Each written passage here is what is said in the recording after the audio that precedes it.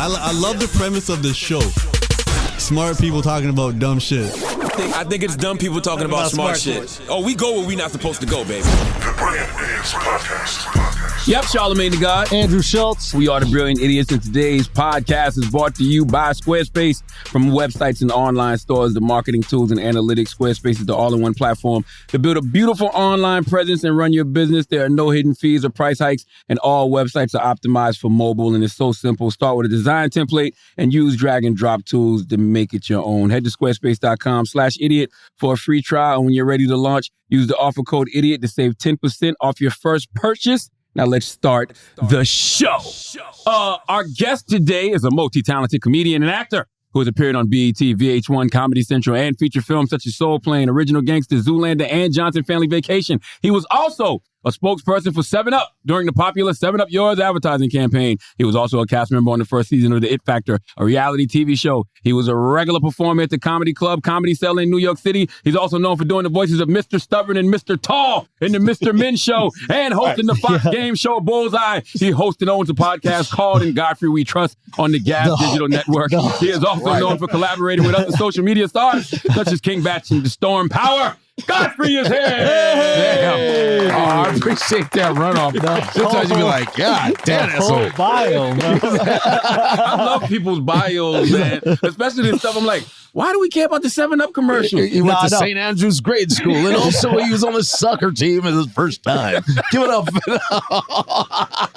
How are you, my brother? I'm good, man. Finally made it to you guys' podcast. Finally. Nah, man, it's good to have you here on the Brilliant Idiots. Bro, I remember them 7-Up commercials, bro. Yeah, me too. Yeah, that was fun. I ain't gonna front. That shit was fun as hell. Yeah, those were huge. Yeah, I remember when I auditioned for that shit. That was when I was on It Factor. That was a Bravo show before Bravo turned. Bravo was a fine arts film channel at first. Really? Yeah. And then our shit was like the first reality show. It Factor was me, Jeremy Renner, Lisa Ray, and a bunch of other people. And they just followed us around New York, whatever. And that's when I auditioned for that. And, wow. And then I got it on the show, but it wasn't planned at all. Was Tyrese any inspiration to want to be in like soda commercials? Oh, they're singing? Yeah. No. Fuck no. I just auditioned. They didn't even tell me what it was. It was like, it's a soda thing, but they can't tell you what the name is. I was like, all right. And so then I went in and then I left. I went to Spain. No, I went to Amsterdam to do comedy. Then went to Spain after that to hang out. Raymond is lot. Raymond is lot. Yeah. What's that mean? That's Spanish for Raymond Raymond is late. No. You did Dutch? Did you do No, Amsterdam? so this was kind of before. Right. This was like when I was just starting. But like, I guess in Amsterdam or the Netherlands in general, they just fell in love with like stand-up comedy. Really? And they were bringing out all these like pretty much New York and Boston-based comics. Yep. And they would just go out there and you guys would perform and it would be on like the biggest late show in the country. Yeah. By this guy named Raymond. Jurgen Raymond. And he's from Suriname. Suriname are like the Black Dutch people. Wow. Yeah. So he looks like a black guy, Asiatic. He looks he's like everything in his face. Yeah. But he was everything. Yeah, everything. Yeah. He looked like everybody. You know, like, remember black is white, it's black. Yeah. He's in the middle. That's just he's right here. Like, his own it face. It didn't turn all the way back yet. It's just it's black. It's white. Yeah. That's his one face is the whole fucking video. Yeah. But yeah, he was like the top comedian. Of Holland. Yeah. And we did his show, man, because these guys came in and said, hey, we'd love you guys to come to Amsterdam and do Dutch television. And Tony Woods. That's right. Tony was out the main like guy. Crazy. Tony Woods. Have you seen Tony before? You need to bring him on here. Tony is a legend. You got to bring him here. Tony is... When you see Chappelle, you see Tony Woods. Oh, Chappelle is the guy. I mean, Tony's the guy who inspired Chappelle. And then, he was just on... Didn't Tiffany have him on? Tiffany, he was with me. On the They Ready second season. Me, Tony Woods, Dean Edwards. But Tony is so interesting, like watching him like set a tone in a room. Oh my God. Yeah, it's just wild. Like you could literally, and I've seen him perform for like old people in the Bahamas and just like kids down in the village. It's amazing. Same act. Yeah. Same tone is set. He's telling stories and you're just sitting there like, I could sit here for 3 hours. Just tell me about the different parts of the world. Tell me about your adventures there. He's a very he was the first to take me and like Tony Rock overseas, and we were like, wow.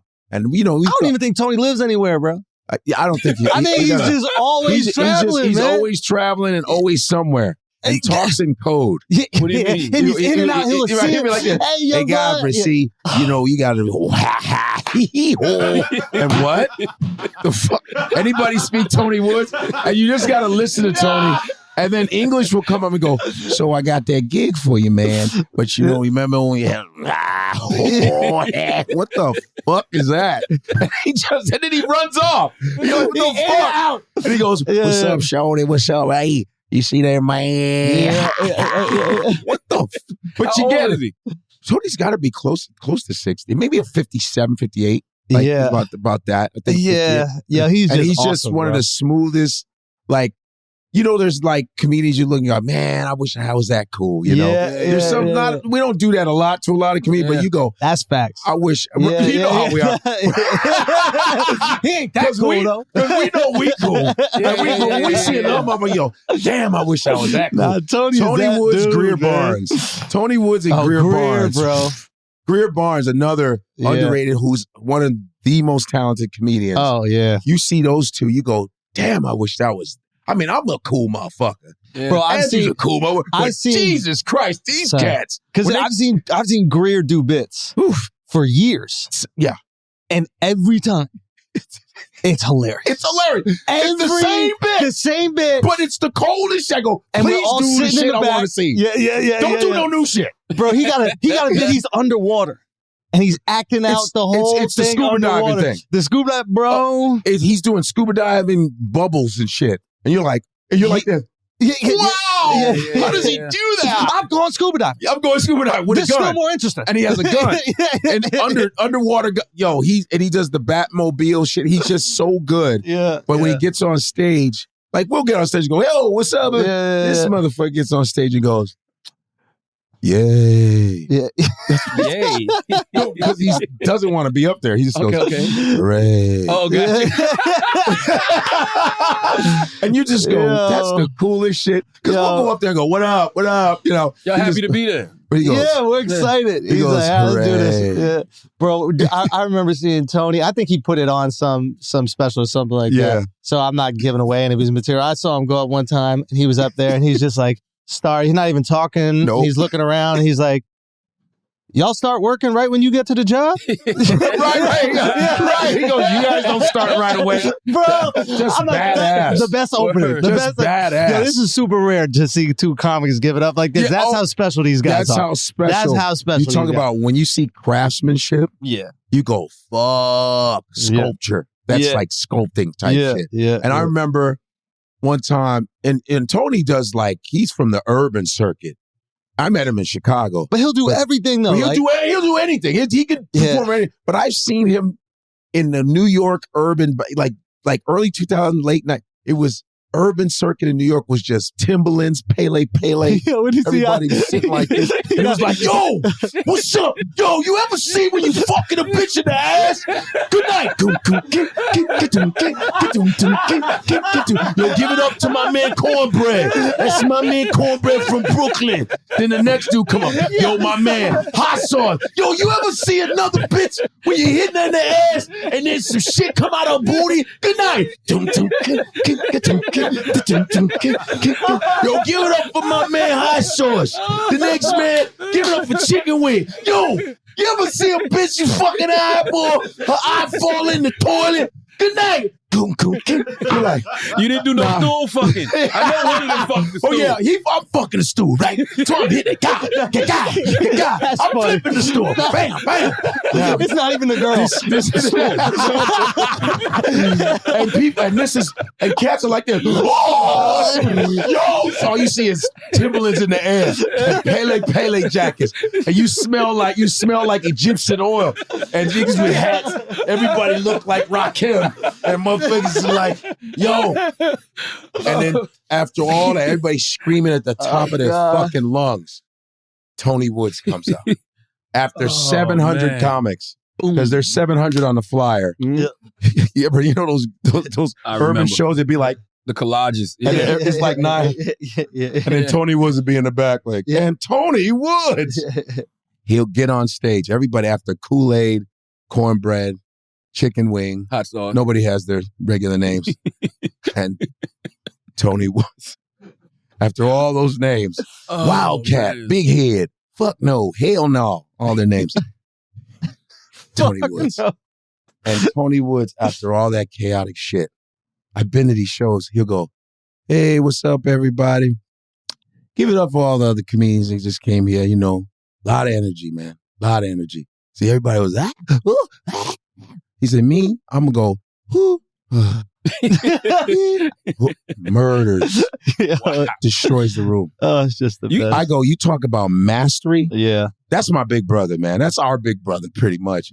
That dude is Tony's a fucking master. Salute to Tony. Andrew said something earlier, man, I never even thought about, but comedian, I didn't know that y'all set tones. Yeah, I just thought that the objective was, I just want to go out there and make people laugh. No, like, it's like boxing. It's like when I first would go to I remember going to Pacquiao's gym with Adam Hunter when I was in LA. Wild Card gym, right over that, the laundromat. That's why I loved it. It was so grimy. And so I was going, fucking Roach. Freddie Roach, his brother Pepper Roach. Yeah. I go in there, and I was like, I'm going to go in. And the guy goes, hey, and all the dudes that coach, they boxed. Yeah. By the way they talk, they say, hey, you want to do some mitts? Yeah. Mitts, I said, yeah, man, go in there and shit. James Toney is there. James Toney. Wow, James Toney. There's Pacquiao. I've seen all these. Yeah. You're watching these great fighters, and I'm thinking, yeah, I'm going to do some mitts and shit, you know? I go in there. My idea of boxing in my head, I haven't boxed. I did martial arts, but I haven't boxed. I think you box, right? A little bit. Yeah. I'm boxing in my head. What I watched from Ali, I go in there and he goes, all right, this is what you're going to do.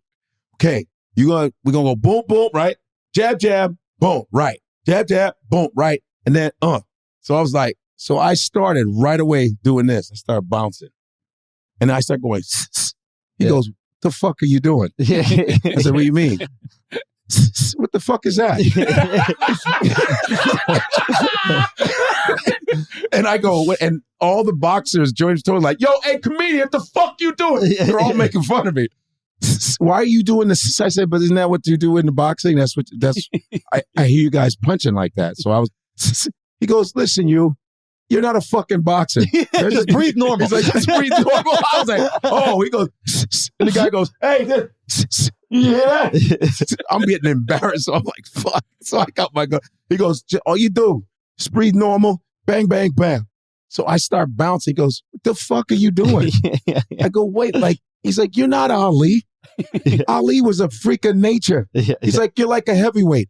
All you do, keep your head here. What the fuck is this? And I go, oh. And then I'm hitting the bag. Bam, bam, bam. He goes, you hit like a bitch. Let's do that over. I was like, what? He got all the muscles, man. The motherfucker can't do shit. And they're like this. And so I'm punching. They go, punch with your legs. I'm like, how the fuck do I punch with my legs? How do you punch with your legs? You're coming your off. Hips. Your hips. Okay. And remember, I'm coming in watching TV for years. Watching Rocky. Right. Yeah. Punch with your legs. Yeah, you're like, these guys and the guys are like, drop your goddamn leg. And then I go, boom, and they go, hooray, he did it. Yeah. And you hear the dip. And I go, oh, and it's such a real science. That is how people approach, like you were talking about with comedy. Mm-hmm. You were like, I thought people just, comedy's a real science, bro. Yeah. It ain't no guessing. Yeah. People think it's a guess. Fuck no. It is a craft. It's just like boxing. People approach comedy like they will approach boxing. Like, yeah, it's all just arms. It's your legs. It's the small movements. It's just like in comedy. The nuances, the and if you punchlines, do it right, then people think that they can do it. It's like, it's like Ali. Like Ali was so natural that you see people mimicking Ali and they'll just start doing that thing where they're like skipping around the ring and moving their hands. But it's like the amount of training he had to do to be able to have his footwork like that. Yes. I So would never understand that though. What's that? I would never understand how somebody can be so great at something, so good, so naturally gifted, but inspire everybody else to want to do it. Bro, Well, it like, is. that should make you not want Bro, it's almost wild disrespectful. Like, you ever do a show, you're like, bro, that was the most hilarious thing I've ever seen. I'm going to try that. And it's like, what? That's not what this is for. What do you mean? Or they go like, I love this one when they do this after a show. They go, man, blah, blah, blah. They're talking, and then they say something funny. They go, you can use that. I go, I'm not ever going to use that. Fuck out of here. Fuck I look like. I'm never going to use that. See, Andrew is more, that's why I love Andrew's show. Andrew goes in the audience and smashes on motherfuckers. See, Andrew is such a great crowd worker. Him, Jay Okerson, there's guys that master. I'm more of just, I just do my material. But I'll fuck with if someone fucks with me. Yeah, but you talk to him. But no. Andrew goes, hey, you, what the fuck? He's right away. He's that guy on the stoop in an Italian neighborhood. Hey, you, come here, you fucking big head. Where the fuck you get those shoes from?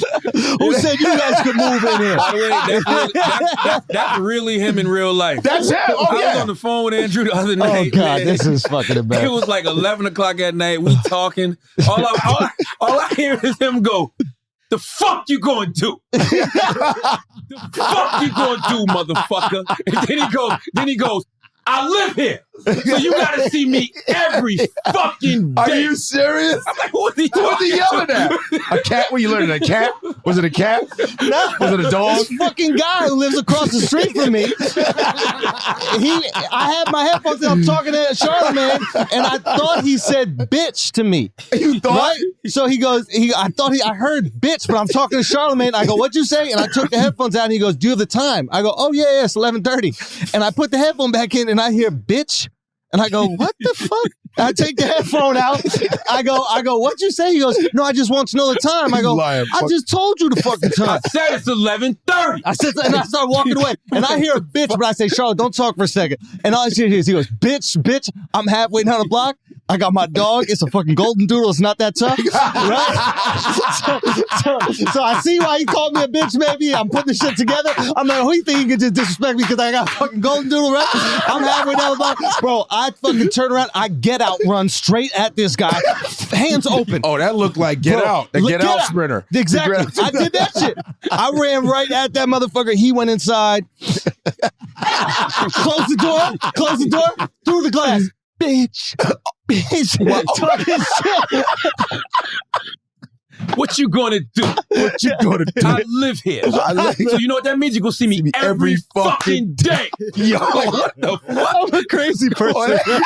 That's crazy. I told him where I live. You know what I'm saying? This guy can have a gun. This guy can call police on me. But that's us. Ask your neighbor about me. What? Ask your neighbor You better ask about me. You better ask about me. My boy lives in his building, so I'm going to ask him. Yo. That's like, what the fuck? Yo, you know what's so funny? Yo, you got to set a tone in the neighborhood, bro. You got to set a tone, bro. It's my neighborhood, bro. If I'm walking a doodle on the street, I'm going to be respected. My doodle, baby. Got the doodle in the hand. I got the doodle in the hand, baby. Know what I mean? Doing me. It's just like in Nyack. We were just in Nyack. We did Levity Live. Artie was with me. And so, man, we're so hungry. We're at McDonald's. We're like, fuck, let's just go to McDonald's. What you say? Artie who? Artie Fuqua. Oh, Fuqua. I was like, Artie Lang. Artie Fuqua. And Akeem Woods. And we're like there just this weekend. And we're starving, man. So he's like, let's just go to some McDonald's. Fuck that. Boom, we go to McDonald's. Dude's taking our order. Man, I help you. We're like ordering, and then he just goes, man, y'all taking too long, man. What the fuck, man? Like, in the thing. Like, y'all taking, we're starting like, yo, the guy in the speaker, we're like, yo, Artie is a temper. He's like, man, the motherfucker. And we're in the line still, so he's like, wait till we get to this motherfucker, man. But we have to wait. Make sure you get your food first. I was like, Artie, don't smash. And so people are hungry, and Artie's like telling another car, yo, shut the fuck up. Motherfucker skipped us. And you hear his voice on the other side. Because he skipped us and went to another customer. Yeah. We're like, this motherfucker, man. And it was like, yo. And we pulled up to him. Dude looked like he just got out of jail. We were like, hey, man. So we were about to snap like you said. I was like, nah, we good. You ever see him over and look like you whoop your ass? Yo, my man, what happened, man? You got nothing to lose, bro. Yeah, he's like, y'all was taking too long, son. My bad, but you always taking like, yeah, we were. Why is it so long to order at McDonald's, though? I don't know. I don't fucking know. It was just, I don't know. Shit, it's Nyack. I don't fucking know. Shit, It ain't you. It's like, it's not me. Because you know what you want when you get there. It's not like you're like, the fuck. So what is the tone? What is the tone comedians try to set? People that come to see him are people with his same kind of mentality. People that come to see Manic me. energy. It's but they come. It's like, look at any comedian. Like, you can always ask the wait staff. They go, okay, when this person comes in, I don't take that shift because they're the most rowdy motherfuckers because they match the comedian. Like, you say like a Bert Kreischer, that's one of my dudes for a long time. Yeah. Everybody looks like Bert.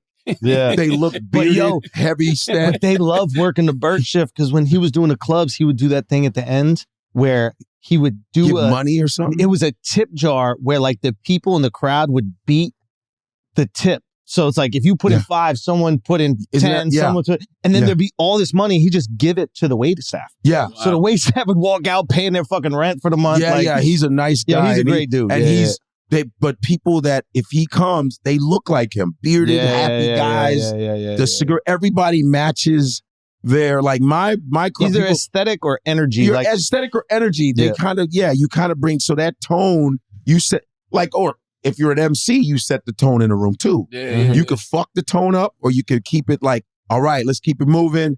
It's my man coming up. Or you could ruin the shit. Yo, this next motherfucker. Yeah. Now you got to dig yourself out. Yeah. I just feel like at least with comedy, like the people that I've always looked up to is like when they're on stage, not only do they like set a tone with an energy, they set a tone what's right and wrong. Yeah. So there's certain comics, they're on stage and they might say a joke and that makes the audience feel uncomfortable because they didn't set the tone for that joke to be okay. Right. But the comics, interesting. You know what I'm saying? But the comics that we look up to, we admire, at least I assume, don't let me speak for you, but like they go up there and then anything they say is okay because it's a reflection of what they've allowed to be okay in the space. Yeah. They own the space. Yeah. And as you get more successful, like the people have an expectation they're coming to your show to see what that's you do. What's good too. Which is awesome. I love that. Like I didn't like in the beginning having to flip all these people and get them to understand who I am in 3 minutes so I could do 12 minutes of jokes. Like, you know, you want to work towards this thing where you're able to create the art that you want to create, right?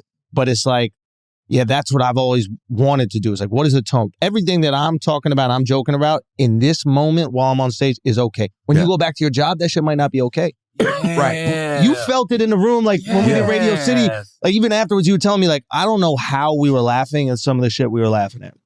But now it makes sense. We came to see Andrew Schulz. But he built that to make it okay. Yeah. Exactly. He built it. It's like, you got to go through the scrutiny. You have to make it okay. Because in the beginning, it's going to be scrutinized when people don't know about you. And then eventually, they don't give a fuck. They start to go, oh, that's what he does. That's what he does. And one of the things that like I have at least, everybody is reflected in my crowd. So if I'm talking about you, you're there.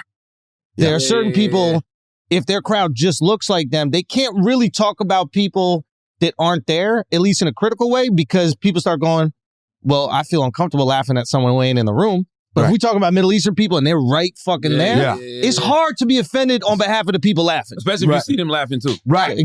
Right. That's that's the goal, man. You want people to come for you. Like, I come to see this motherfucker. Yeah. I know what I'm here for.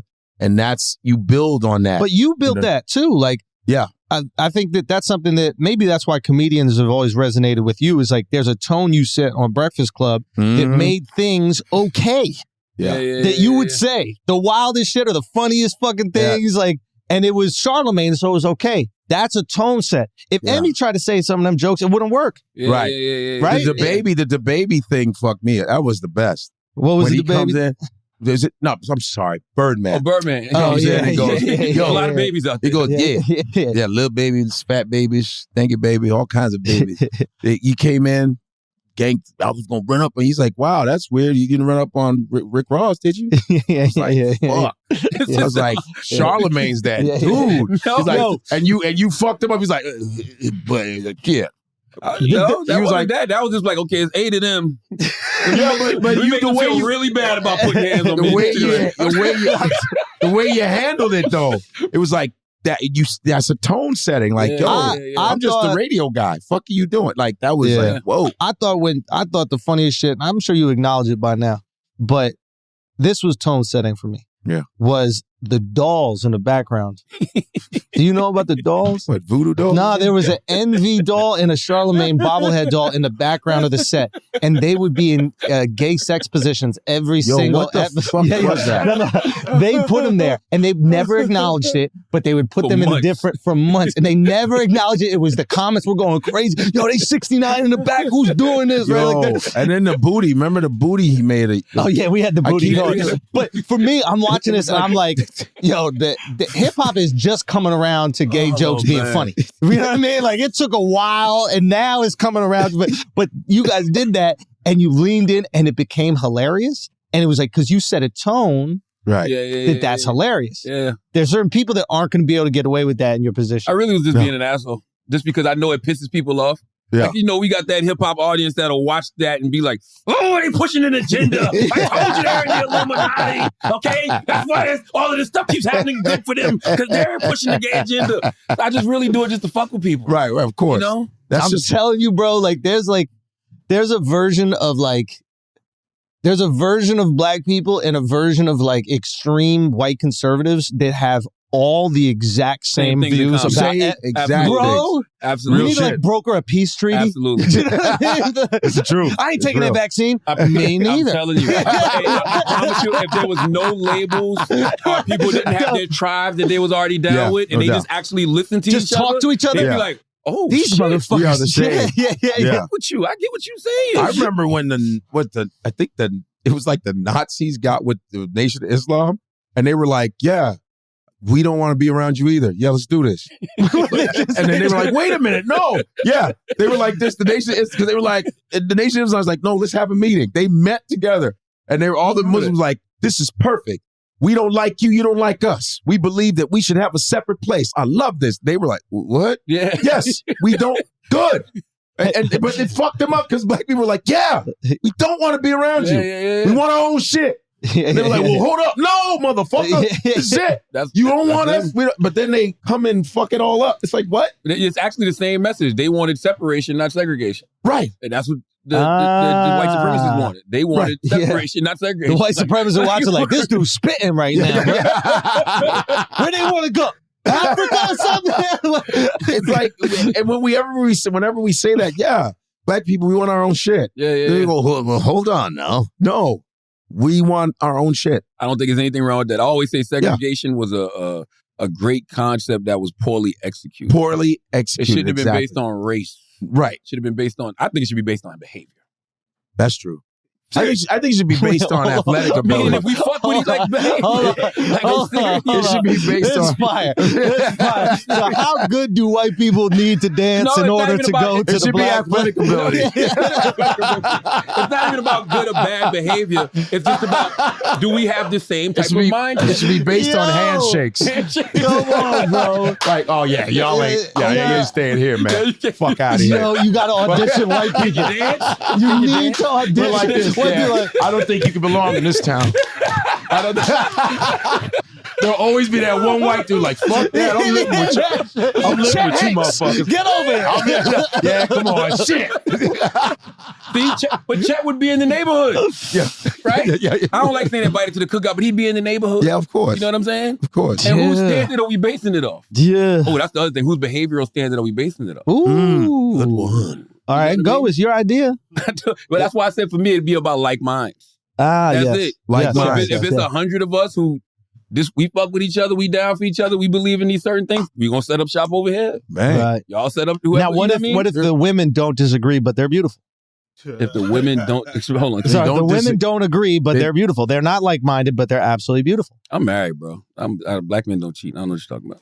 Oh, what about the other black guys that are going to be on your island? I'm single. Asshole. I wouldn't have no single guys there. I'm married. It'd only be married men. I heard that Single shit. people don't hang out.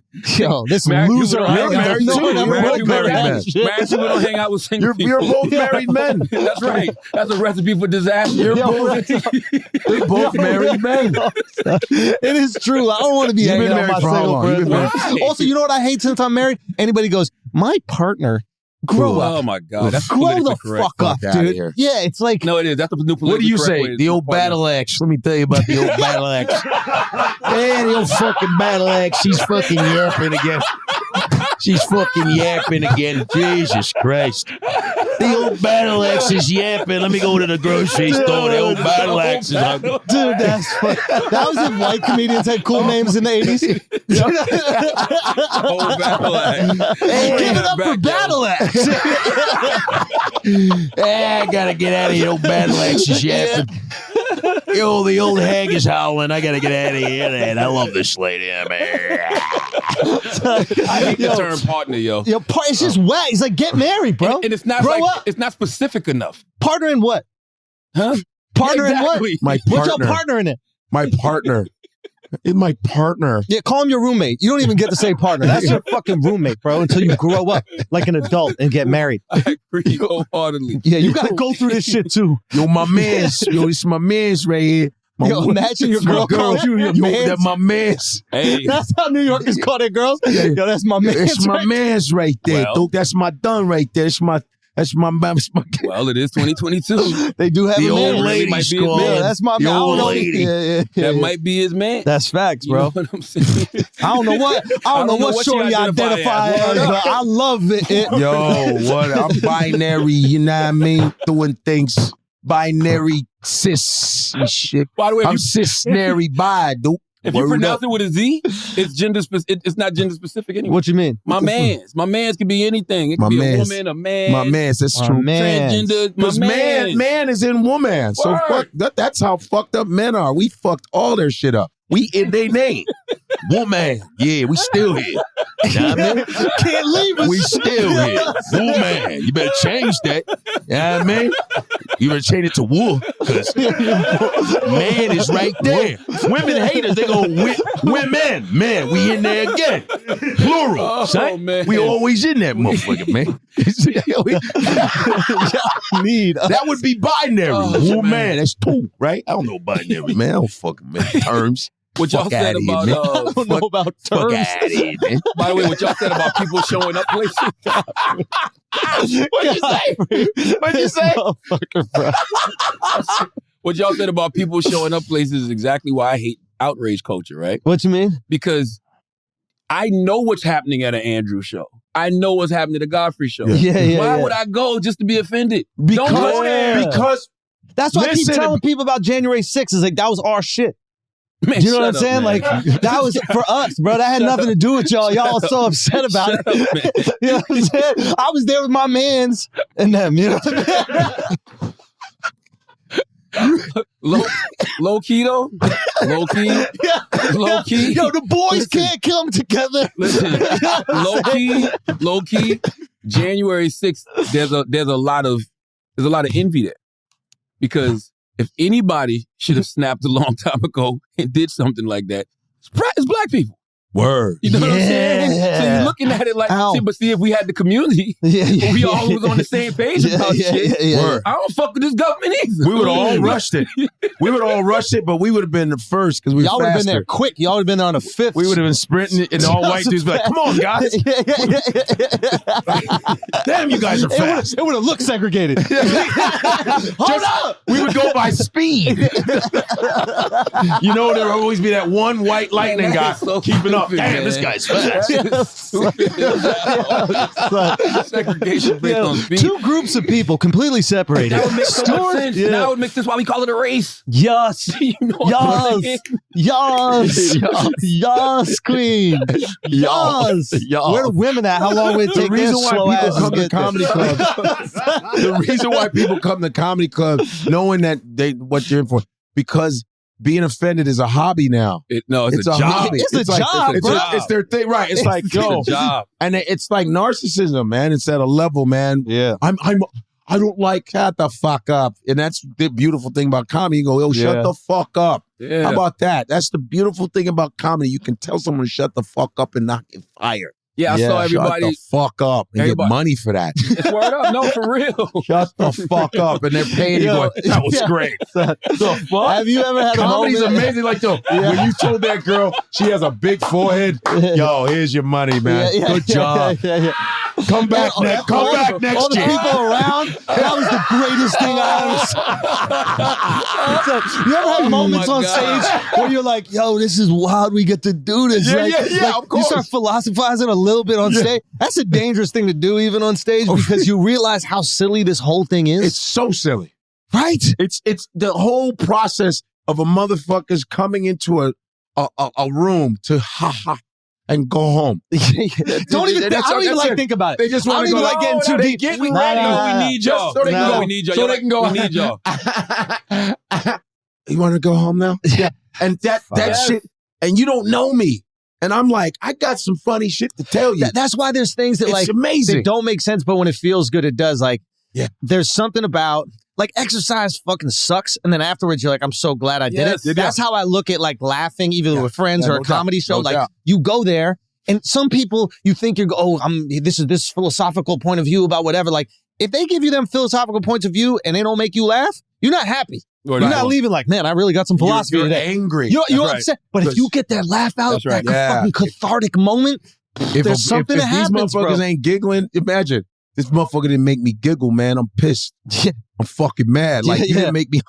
I like a good bombing now. I'm not gonna lie. I like. Charlamagne loves a bomb. You like when comics are bombing? I do. I like a good bombing. He's a comic, bro. I'm telling you, he's a comic. Deep down most civilians, they hate seeing a bomb. Charlamagne sees a bomb and he gets bricked up just watching that shit. He's so fucking happy at a good there was one I like when comics I like when hacks bomb. I like when comics that think they're the shit with their hacky shit bomb. This dude did it on my show. I let him on my show, let him do a couple minutes. He rocked his it was hacky as fuck. He did all right. He did cool at first. Then he was real confident. Can I get on the show again? You know what I'm saying? And we was like, yeah, cool. You go. And he was like, man, I don't know if certain cats I don't know if motherfucker can follow me. I was like, oh. He said that?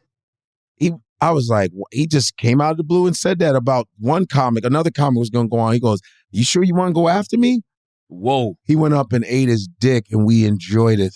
And you know when you do well, you know when you do well, you hang around the club. Yeah, he was when out. You do well. Oh, he's I got another gig. Yeah. Why don't you go wash out your dry mouth, you jackass? Get the fuck out of here. Here's some water for that dry mouth. He's like, I gotta go. I was like, yeah, here's some water for that fucking cotton mouth. You bomb, beat it.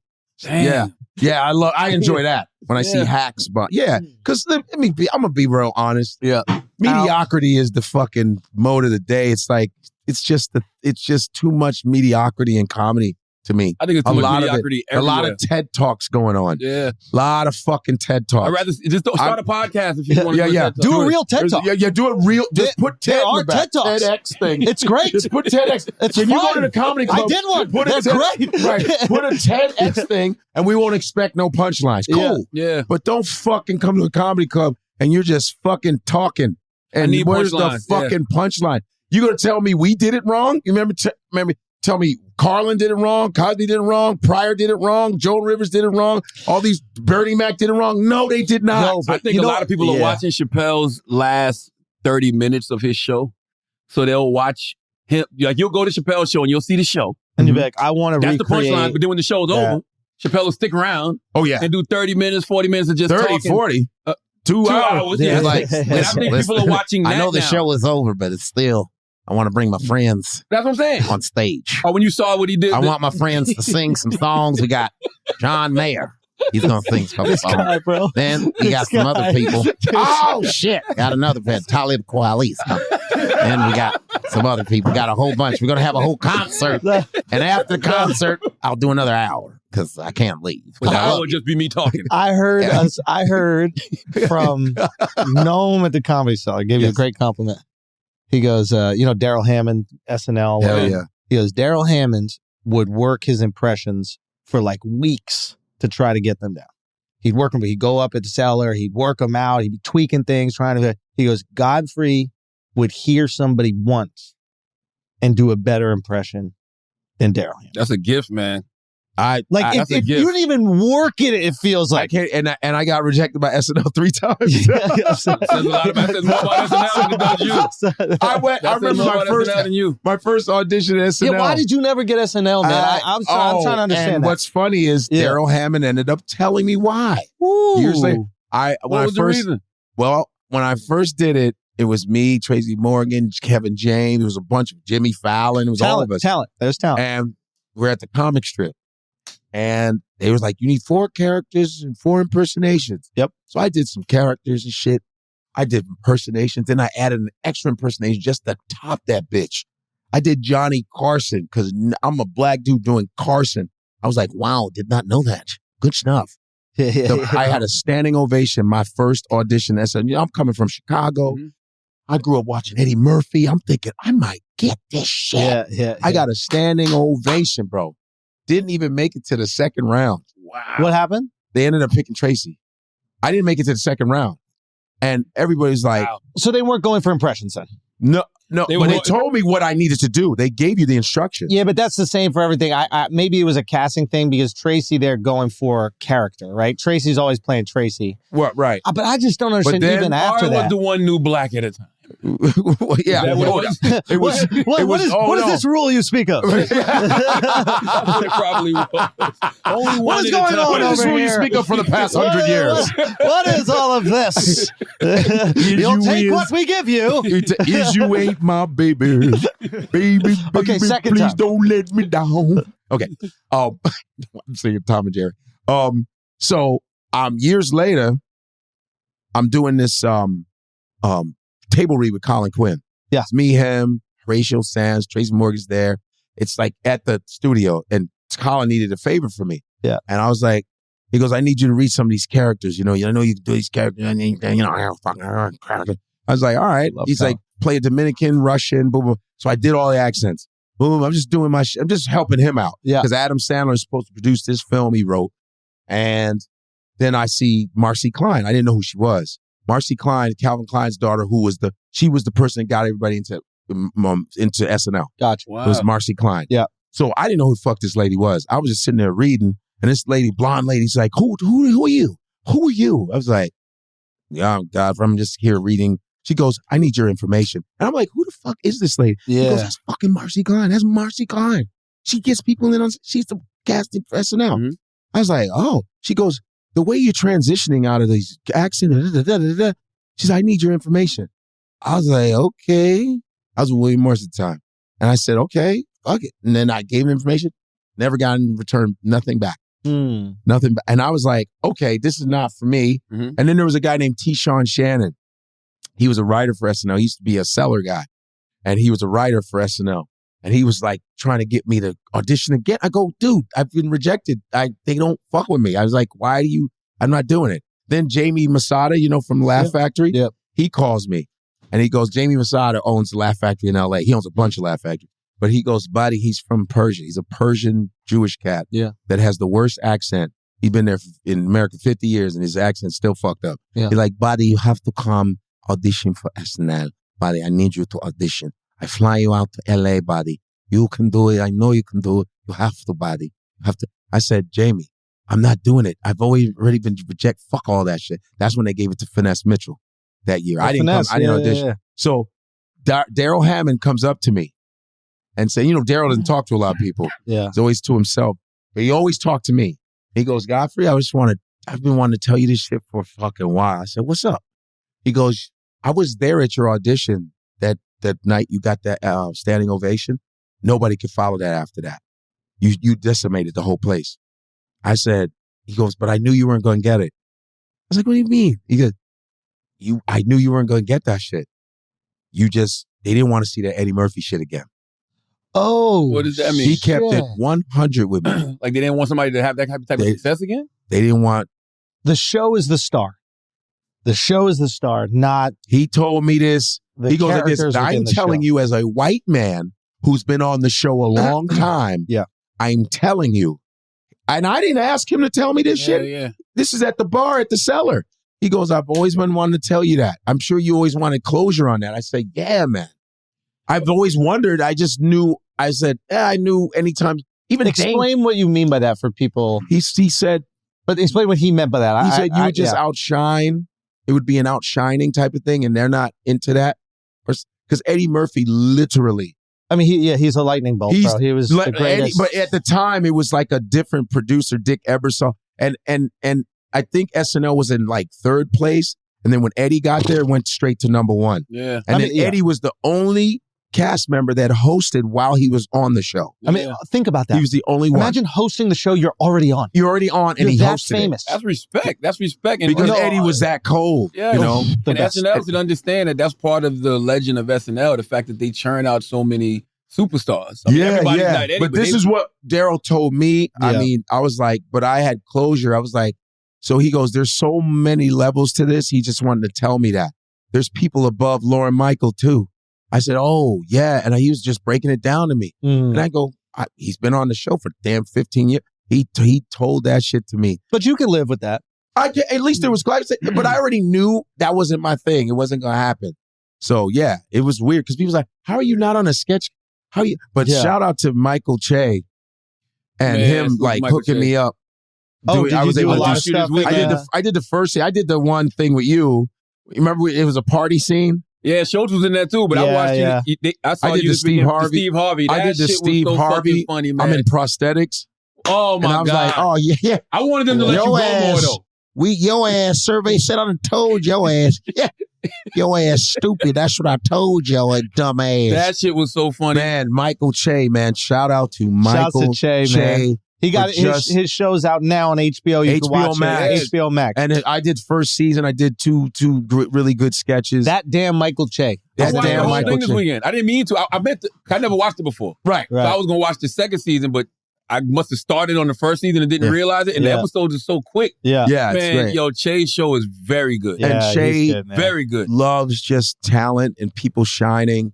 And a shout out to Nick Cannon too, man. Yeah. I've been doing, I didn't want to do Wildin' Out because I was like, oh, that ain't for me, dude. He goes, dude, are you out of your fucking mind? You got to do Wildin' Out. So I've done season 16, 17. I just did 18. It's coming out June 21st. Good. And he goes, dude, we set it up for you to impersonate all that shit. Shout out to fucking Nick Cannon because Nick likes to see people shine. He's just like, he goes, I'm a boss, bro.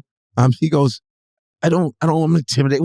I like to get better. I love talented people. It makes me better because he always wants to learn. Yeah. He said, like, yo, how do you? And I was writing for his daytime talk show.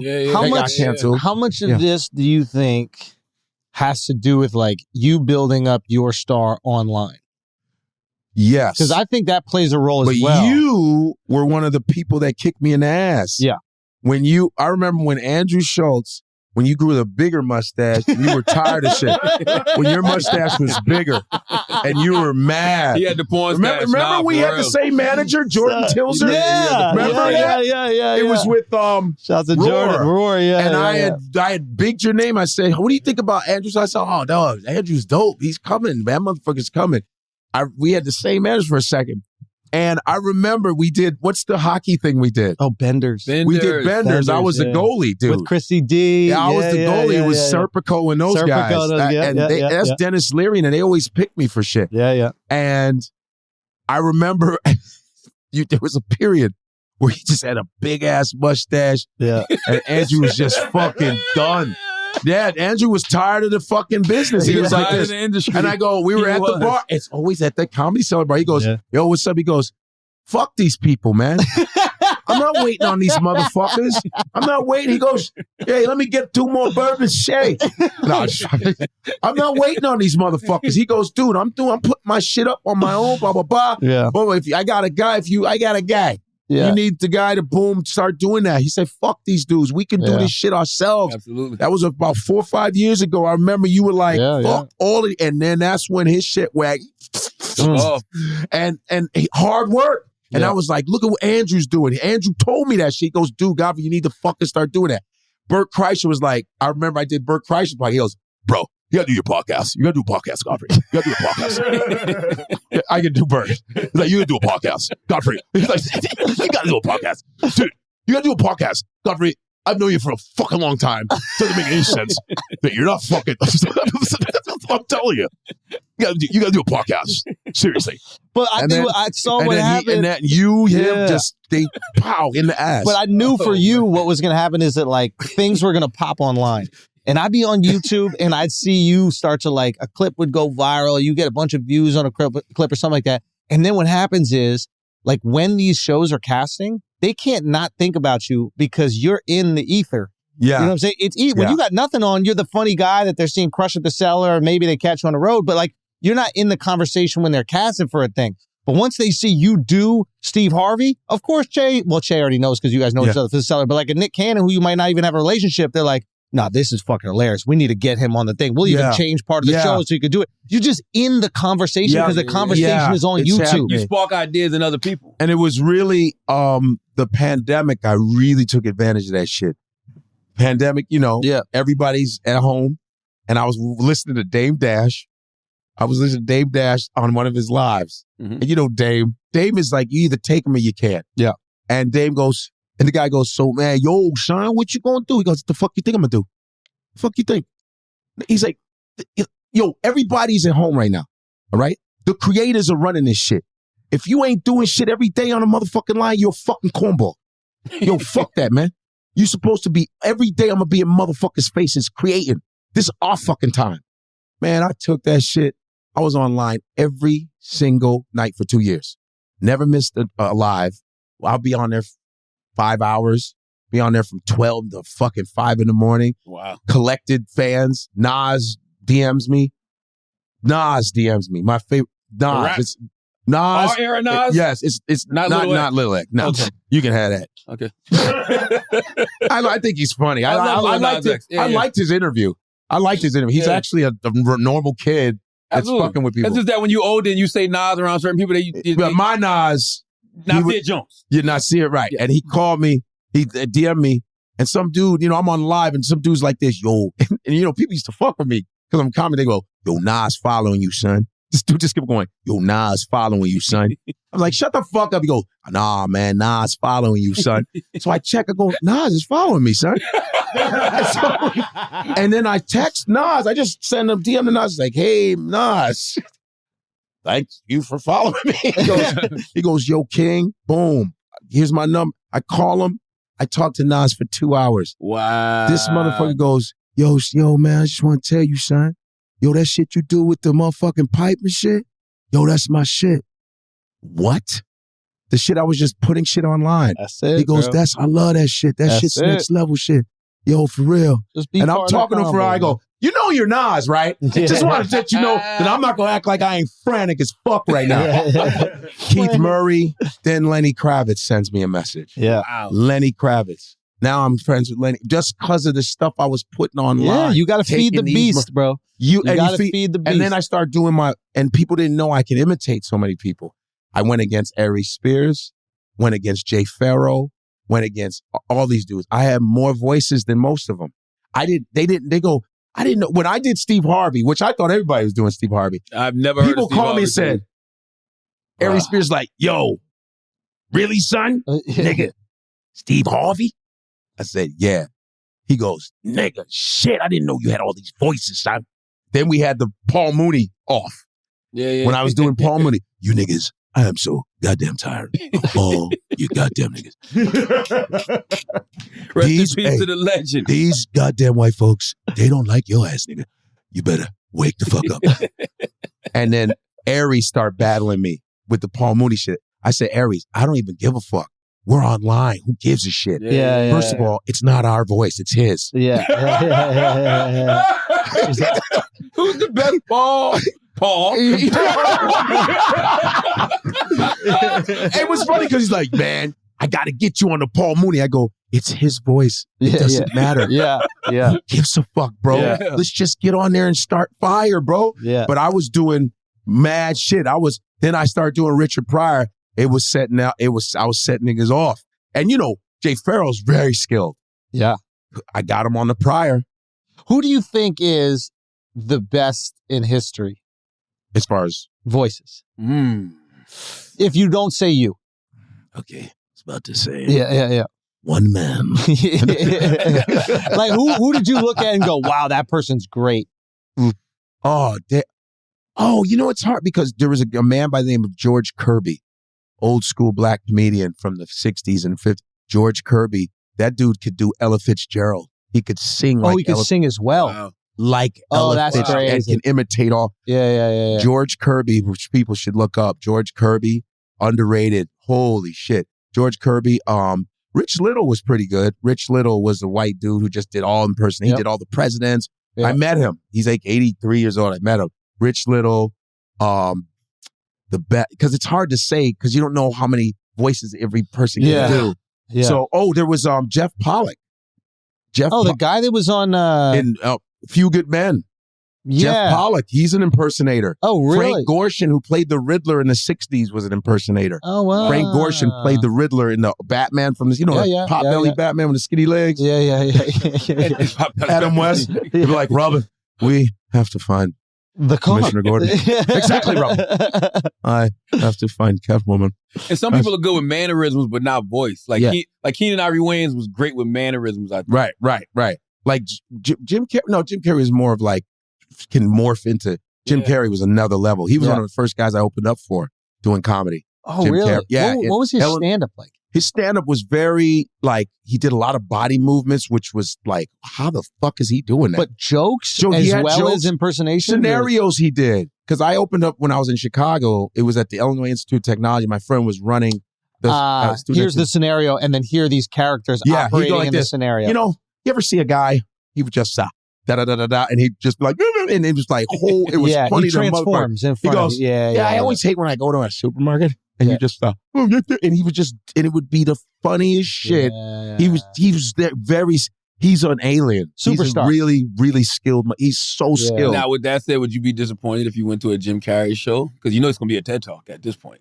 Well, Jim ain't doing stand-up at this point anymore. Jim is he's against Hollywood now. He's coming around. Like, he was at a dark moment, and I feel like now he's finally kind of seeing the light. I think a lot of people seeing the light, like, as far as... Like, and again, I don't know Jim. This is just observing and seeing very little, so I could be talking shit. But, like, I think what happens is, like, when maybe people get everything that they've ever wanted and they're not happy still, they start to realize that, I don't even like saying these kind of things out loud, but like they start to realize that, like, you know, we're just on a rock hurtling through space. You know what I mean? We're here for a very short time. And if you compare it to how long the universe has existed, it's a snap of the finger, right? It's nothing. And I think when people think about that too much, it gets depressing, right? You start going, oh, is this nothing? Are we all part of nothing? Right. And there's beauty in that when you get to the other side. And I think he was at one point where he was kind of like on red carpets talking about, none of this matters and everything's meaningless. And it was like, whoa, is the funniest guy ever? The guy who made me so happy? Like, is he really sad?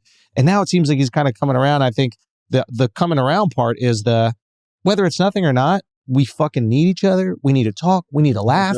We need family. We need to fucking love each other. We like helping each other. It actually makes us feel good when, like, someone that we love succeeds, or we can help someone. That's a good thing. A lot of comics are not like that because I'm gonna keep it. It takes time to get there, bro. I know it takes time. I got comics, and it's funny that I know they don't like me. I know it, and they don't know I know.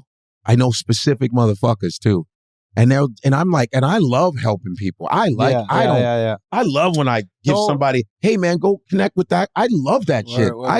I've never been a hater, but a lot of life. Times, like, and I just hate mediocrity. This has helped me get through certain things like that with relationships and like just even forgive people. It's like a lot of times, like the way that people are talking about you is a reflection of where you are and where they are. True. And like, I think we've all witnessed, at least in comedy, you know, I've seen guys that like are so fucking talented and then maybe not getting opportunities or maybe not doing the right things, and then they get bitter because of it. Yeah. And it's just like, well, you're not a bitter guy. You just believe that you deserve more, and you just don't have the ability to get yourself more, or you just need someone to nudge you. Yeah. So them hating on you or being upset at you got really nothing to do with your behavior. It's that they're not. That's right. But then there's some people that are already doing good. That's not too bad, and they're hating. Like, you're like, they're looking at you. Or they're looking at Shulz and they're like, well, I need to be there. It's like, no, you are where you're supposed to be. There. Yes. It's like you can't run in everybody's lane. Yeah. Well, you have your own lane. You don't want me to have this success. Why? That's fucking weird. And I know people who are prominent motherfuckers that have said that shit around me. Like, I don't like when other motherfuckers make it.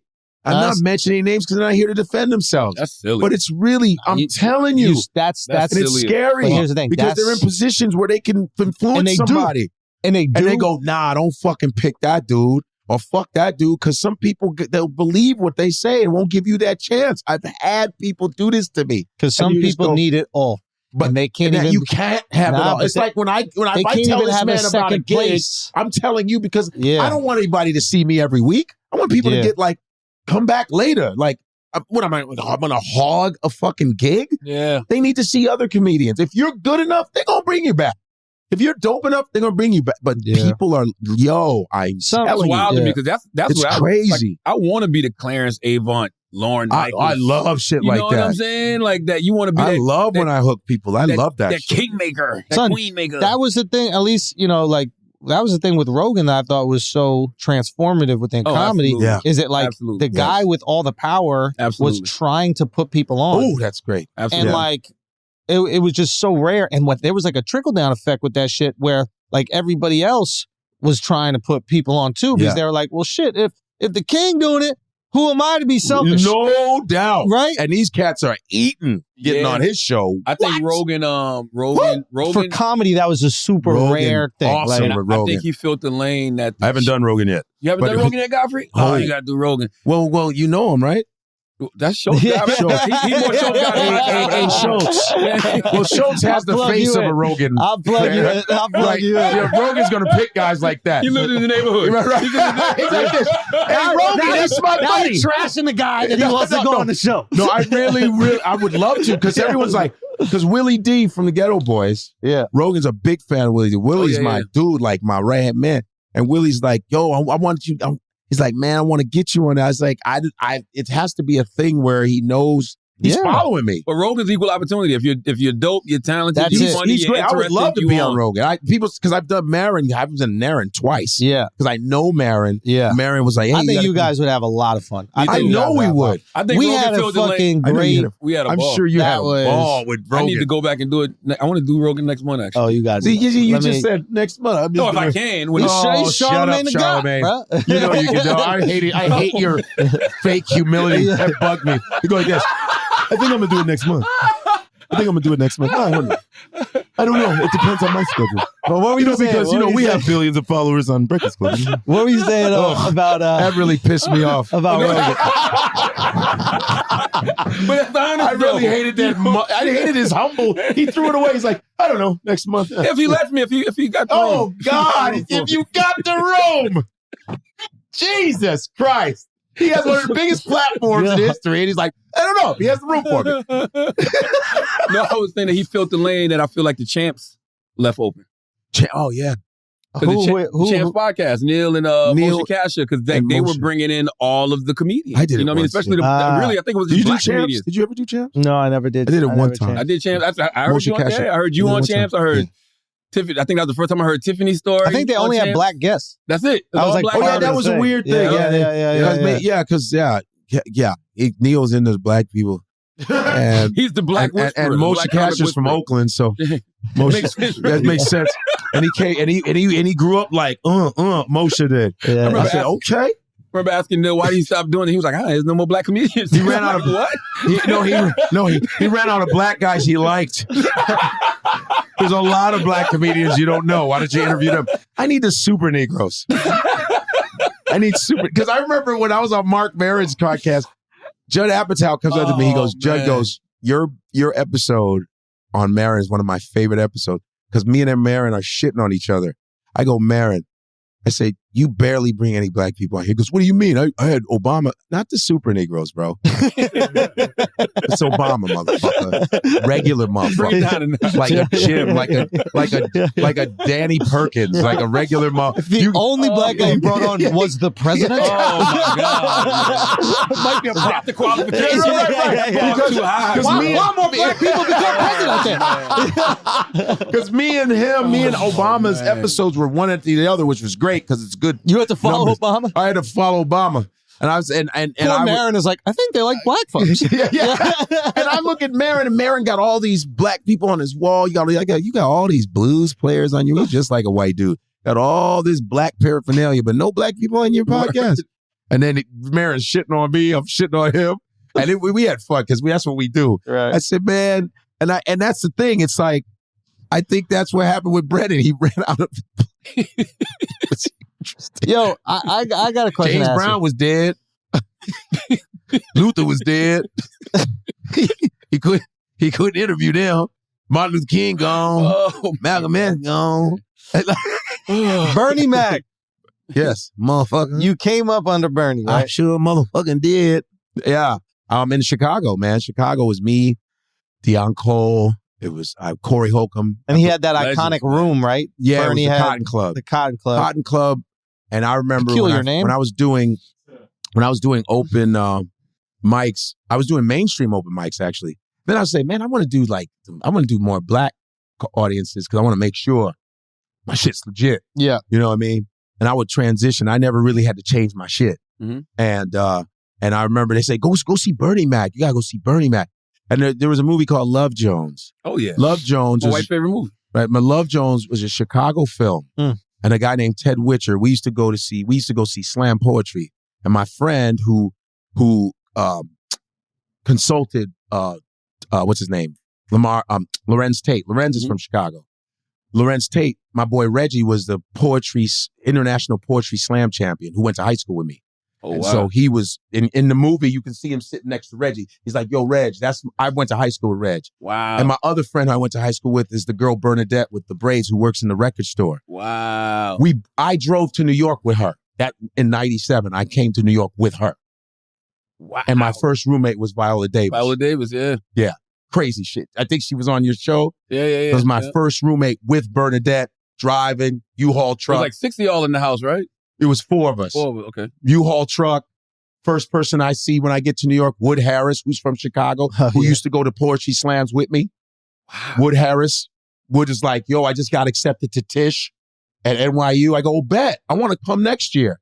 A year later, I see Wood Harris on 6th Avenue, crossing the street, going to class, driving. Wow. U-Haul truck, Bernadette. We go. Viola Davis at Juilliard. The fuck? Wow. Yeah. Viola was a nobody.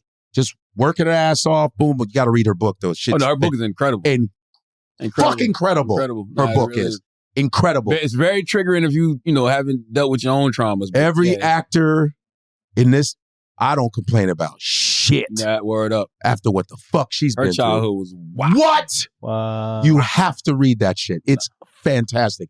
Anyway, so yeah. So, boom. And there was a place called Spices in the movie where they're doing the poetry. That's where Bernie Mac would do shows where they did poetry. It's a black-owned place in downtown Chicago. Bernie Mac would do shows down there. And that's what Love Jones was based on, the poetry, like, little club. Then he was at the Cotton Club. And I said, where can I go to do black? He go see Bernie Mac. I was like, who the fuck is that? South side of Chicago. So I go over there. And I see this dude, dark-skinned dude with glasses with a towel. He's like, I'm sick and tired of being motherfucking sick and tired. Motherfucker come up to you and shit, want to show you love and shit. Motherfucker, I'm tired of these motherfuckers, I was like, whoa, fuck, murdering, of course. Mm-hmm. And when you walk into the Cotton Club, it's the band is right there and they see you right away as soon as you walk in. It's a small club. They see you right away. So I'm walking in there. I see Bishop Don Juan. Bishop Don Juan is from Chicago. It's Chicago. Bishop Don Juan knew me when I started. Wow. Man, that motherfucker saw me when we were shooting Soul Plane. Me and Snoop Dogg in the cockpit. Bishop Don Juan comes in and he goes, "Hey baby, what's going on, man?"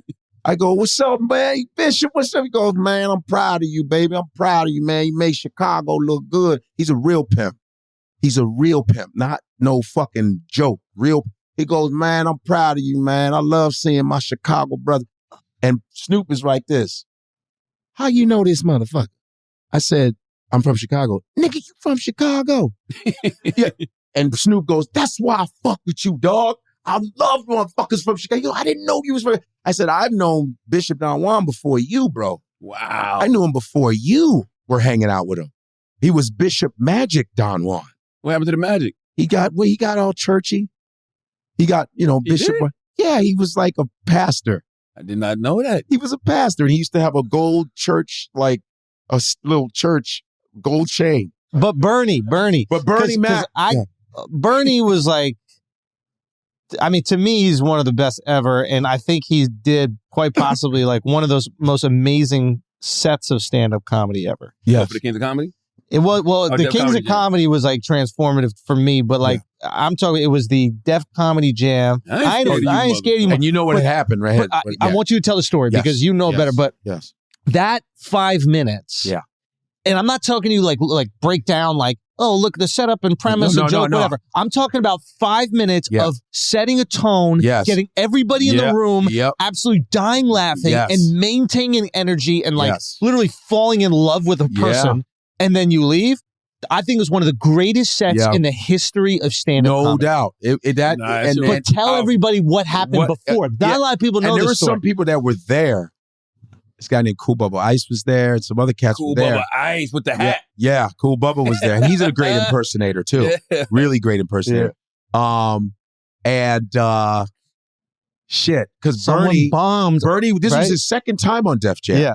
Because he had done his first one. I remember he told us. Yeah. He goes, I want to tell everybody I'm doing Def Comedy Jam. Everyone's like, all right. And he's like, so I ended up hosting for him. That's right, when he was in filming. the summertime. Yeah. And all the comics were pissed at me. Bernie asked me, I was like, you want me to? It's like, because you original and shit. You know, you're trying to be like Bernie, man. Motherfuckers be stealing my shit, you know. So, boom, at that time, Bernie went on first time at Def Jam, did pretty good. Second time, he went on tour. He was on tour, so I was hosting his comedy. He was on tour. So that's when he had his, you saw his colored, you remember his shirt? Yeah. That's Barbara Bates. Barbara Bates was this black clothing designer. He was wearing Barbara Bates' shit, right? And then the painted jeans, and that was a style of Barbara Bates. And then, there was a bunch of people bombing before him. They were bombing like a motherfucker. And so Bernie was like, what the fuck? Everybody was getting eaten alive. And so Bernie comes out and goes, I ain't afraid of you motherfuckers. I'm going to tell it to you straight. Then it went, set a tone. He set a tone. And then he goes, kick it! Boom. Tap, boom. But that wasn't organized before with, who was the DJ? Kid Capri. Yeah, Capri. I don't think that was organized before. Yeah. He did it, and then it worked, and he kept doing it. I'm gonna tell you straight. Well, I pull out my dick, this whole room get dark. I'm blessed. I'm big boned. I pull my dick, the whole room get dark. But it was music. It was like you're watching fucking jazz, comedy. It was everything all in one. It was Coltrane, Duke Ellington, getting them all. It was bebop. It was funk. And in that quick moment, he murdered that shit. Chicago. Then Adele Gibbons, Chicago. Yeah. When Adele said, me give you a blowjob, that's like, with my big lips, that's like giving a whale a Tic Tac, motherfucker. Yeah, I think she was talking to Cool Bubba Ice in the audience. And Chicago on the map again. Wow. Yeah. But Chicago, Chicago was like. But the Bernie, go. Bernie literally, when I got to New York City doing, Peppermint Lounge. Oh, in Jersey or whatever it was? I did it 10 times. Yeah, this was a Orange. Whose room was this? No, that was This was Bill Bellamy. Bellamy's room. This is like a crazy room. Anthony Mason from the Knicks. Who's huge. Naughty by nature. Gigantic. He's a Frankenstein. No, he looks like he's in 3D. He's Frankenstein. Wow. He's Frankenstein. He is in 3D. And remember when I was talking about motherfuckers, Jersey was like, they was and like a rough room. Motherfuckers in the room. Yeah. They gave you a date. Tina Graham. Shout out Tina Graham. Bob Summers. They gave you you a date, and you would think about that date for months. You go, it's January. Hey, you're gonna be at the Peppermint Lounge in April. You're like, oh, you're thinking, yo, when's your date? My date's April. Blah blah blah. When's your date? Fuck. And it was like, it was a ex strip club. And so there's mirrors everywhere on the stage. So when you get up, it looks like there's more black people. You see the reflection. You see the reflection of these motherfuckers. And they're like, hurry up! Hurry up with your shit, son! It was, and you got to get up there. And Bill Bellamy, and everything Bill's doing, kill it. Bill's like MTV, suit on, boom, girl. And here you come, you're in a fucking room. And the DJ's there going, y'all better not fuck up.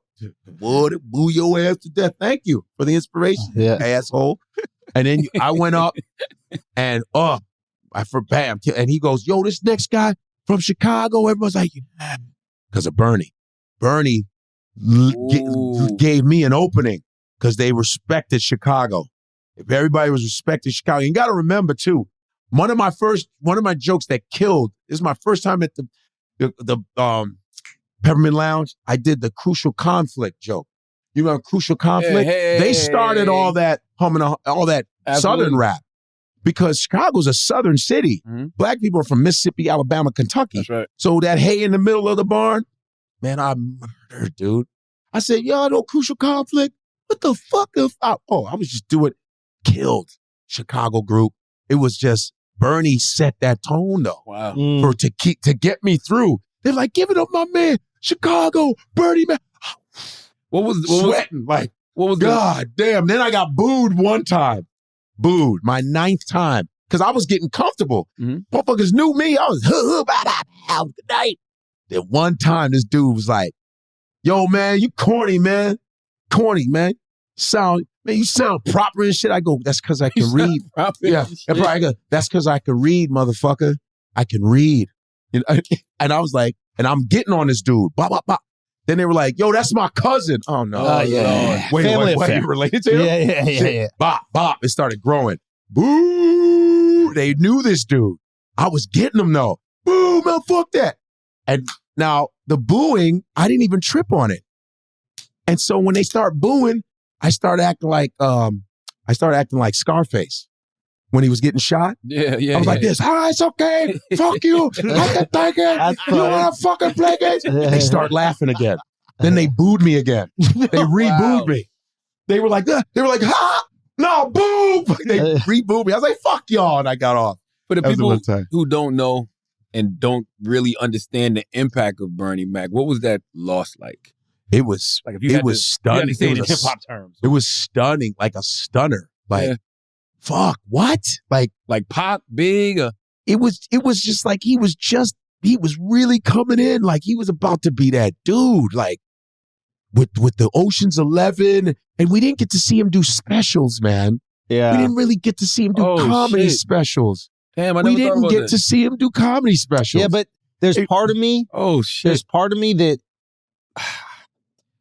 I don't know what he would have done as a special, but like the type of comedy he did with Kings of Comedy, it was so fucking pure, authentic, and like real.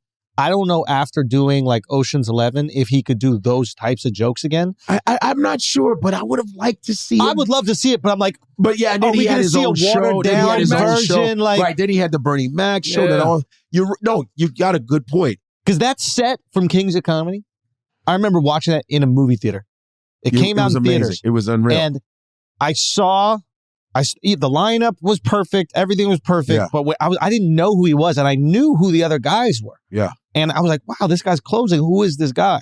Yeah. And then I laughed like I've never laughed at anything on video ever in my life. It was, And I was like, because also at that time, I'm so young. I think that he's just making all this stuff up in the moment. Right, I don't even know about bits yet. Right. You know, my introduction to comedy is like, I'm watching guys riff, I'm thinking, right? So because it was so conversational, I don't know if these are bits. He's going back and forth. It's in and out. It's audience. It's something. He's telling stories. So I'm thinking during this, I'm like, man, how the fuck am I going to be that funny? This is going to take a lot of work to get this goddamn funny. Bro, him telling the stories about the family, man. And that's what Bernie Mac show was, though. And then they made the show out of it. The thing is, Bernie had been doing comedy since 79. Yeah, he was 30 years in a game. Came out with like Arsenio. Yeah. And the thing is, my friend, who I want to bring up, Evan Lionel, he's a comic out of, he literally was the first guy to pay us in Chicago. He started the urban comedy. Evan Lionel, he's been in LA for like 20-something years. He's my big brother. He literally got Bernie Mac out of the life of crime. He saved Bernie Mac's life. Wow. Saved his life. They went to the same high school, Chicago Vocational High School. And Bernie was going to murder somebody because Bernie was pissed.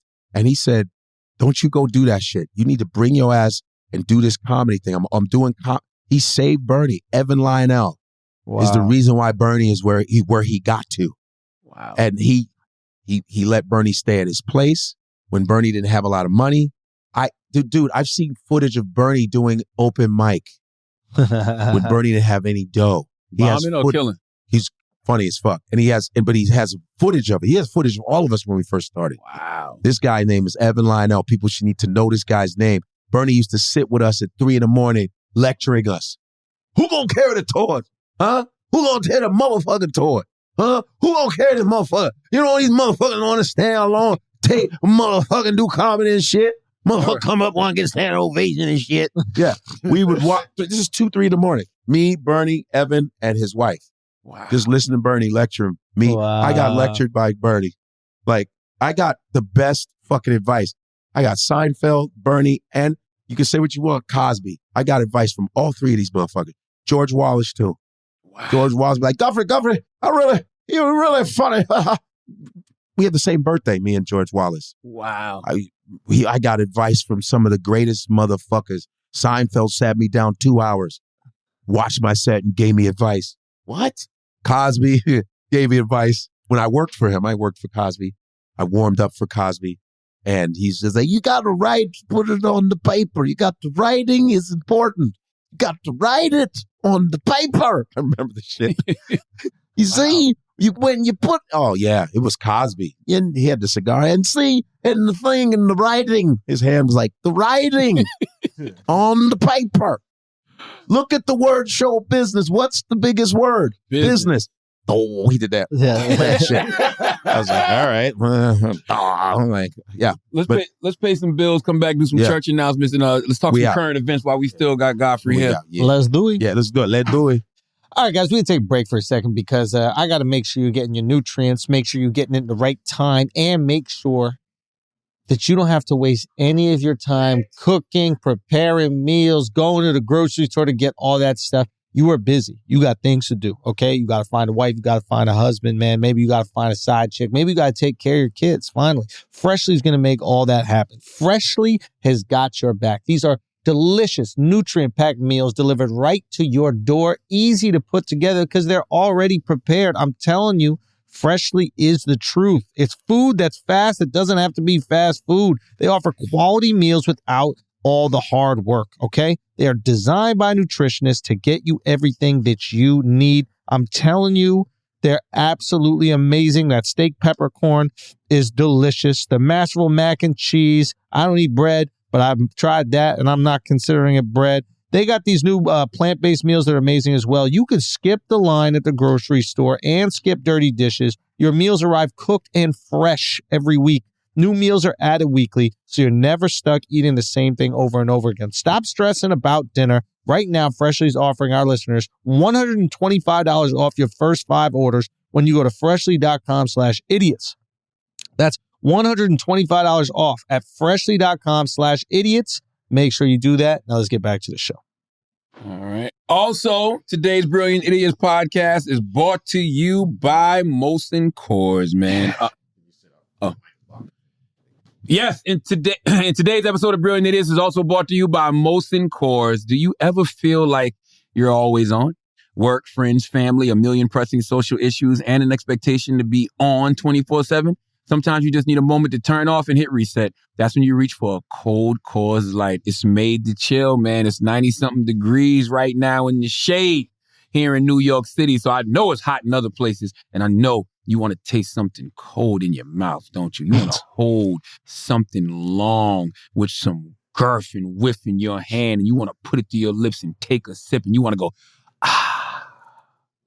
Well, there's only one beer that's literally made to do that, literally made to chill, and that's Coors Light, okay? The mountains on the bottles and cans even turn blue when your beer is cold. That way you always know when it's time to chill. When you need to hit reset, just open a Coors Light. It's mountain cold refreshment made to chill. Coors Light is cold lagered, cold filtered, and cold packaged. It's literally made to chill, which is crisp and refreshing as the Colorado Rockies. Perfect for a moment to unwind, okay?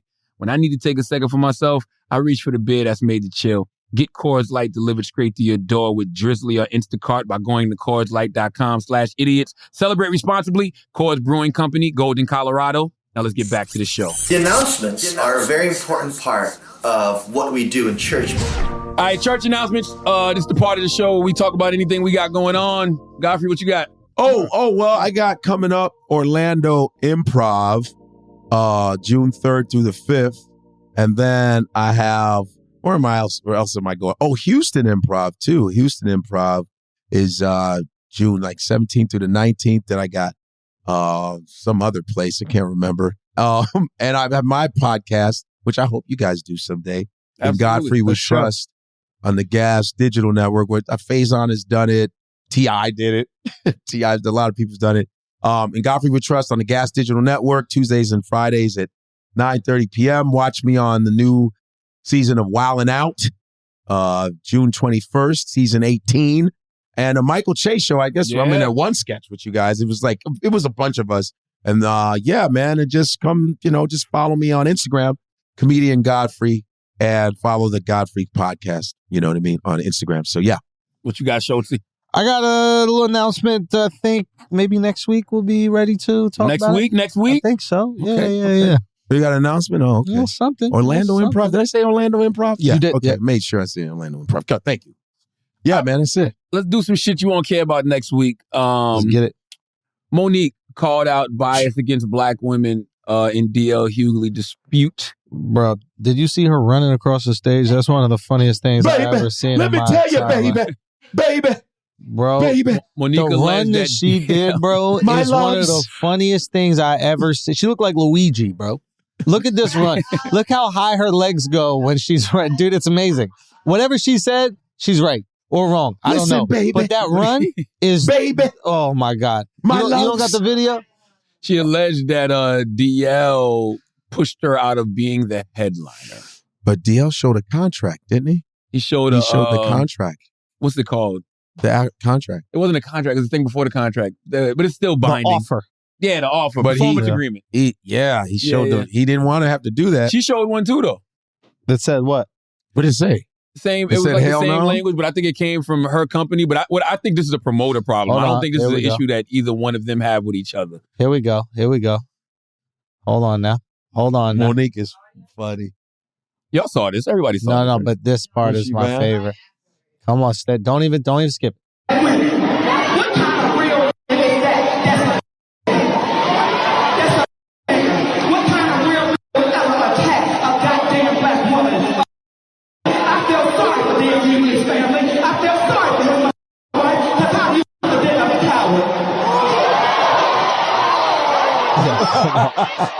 Where did she go? Come on, bro. Oh, she just ran to the other side of the state. Okay, Monique is hilarious. I saw Corey Holcomb do that one day. That shit was funny as hell. Yeah. Monique is hilarious. Monique is so funny. Is this a real thing? Do comedians care about who headlines? Well, yeah. Well, I mean, listen, they're both great headliners. They're both great comedians. Like I said, it's a promoter thing. I'm not going to sit there and misspeak and go, no. I don't know who's right, who's wrong. I think it sucks that they're both fighting. It fucking stinks. I think it sucks. They're both great. Some of these promoters do stupid shit like that. Yeah. They'll like separate that. Have Monique and friends. Have DL and friends. Stop stacking. Stop doing that shit. That's a big show. You got DL and Monique. That's a big show. That's a huge show. I think Ida Rodriguez was on there. Ida told me like they're just trying to get the guys and the girls out. But I think it was DL's thing. I think. I don't know, but if they're both showing contracts, hey man, I ain't got nothing to do with that. But I hate that they're fucking fighting because it's like if it's not my personal show, I don't care where I am. Yeah, it's like you're Monique, man. Don't fucking matter. You're Monique. Who cares? They're Monique, like, Monique, headline your shows, and if it's a show with a bunch of other comics on it, first of all, that's the thing a lot of people don't realize. Like comics, if it's a comic show with a bunch of comics on it, comics ain't fighting for that headline spot. Hell no. That's the one you don't want. Exactly. Get the fuck out of here. If the show is and everybody's a headliner, shit, I want to go first. Because everybody's going to go long. It's going to be 3 hours in by the time you get on stage. Everybody's going to be talking about the similar shit. Yep. So people fight to not do that. And if you do that, you got to pay more. I know comics who are like, nah, I'm not headlining unless you pay me extra because I got to deal with this shit. I've been on offered shows like that, and I go, and I'll look who's on. I go, I'm good. That energy, I want energy wise. I'm not fucking with that. Oh, so you'll look at a lineup and be like, nah. That was the first time I ever saw something like that. And I don't have a beef with anybody, but I know motherfuckers that don't feel a certain way about me. I'm not going. I don't care about how much money it is. I'm saving my energy. I want to be around people that I get along with. That's important to me. That makes sense because in DL's contract it said he has approval of the lineup or something like that. Yeah. I guess. And then what is her contract show? I didn't look. So I don't really. It just seemed like both of them had the similar contract, so I think that's on the promotion. The thing is, you don't see the white comics argue, even if they don't like. You don't see them doing that. It's us all the time. Yeah. It's like it's always. It's why is it got to be public? I just thought that was like Monique shitting on DL before he goes up, and then DL came back. I heard DL didn't perform that night though. Nah, I thought he he went did. on stage. Didn't he go said, on that I night? think that's okay. you need Jesus. No, just kidding. No, he said something about like you're beefing with this person, this person, this person, this person, this person. Maybe it's you. And listen, I'm not. I'm cool with both of them, so I don't want to say the wrong shit because I wasn't there. Yeah. But I just don't like that they're both fighting. I hope that they resolve this shit. Because I don't want to see any of us fighting that shit. I'm tired of that shit. Keep it to yourself. Fucking he said keep it off the thing, off the public. Talk to shit. one another about That's it. what I say. Talk to one because they're both great. They're both my friends. Okay. I remember Monique called me. I got the call from Monique because, I did Fat Girls with her. I did Soul Plane with her. Mm-hmm. And Monique called me because I was on, when I used to do Vlad, I said something about Monique's situation with her husband. I made a mention and Monique calls me. I go, hey. He goes, hey, baby. Hey, love. All that night. I said, what's up, Monique? What up? Yo, what's up? She goes, I'm beautiful. And it's so nice to hear from you doing so well. I'm like, something's going to happen to me. I go, what's up, Monique? I have a problem, baby. I said, oh, what is it? What'd I do? Well, I was watching Black and you're a bad motherfucker on there. I said, thanks.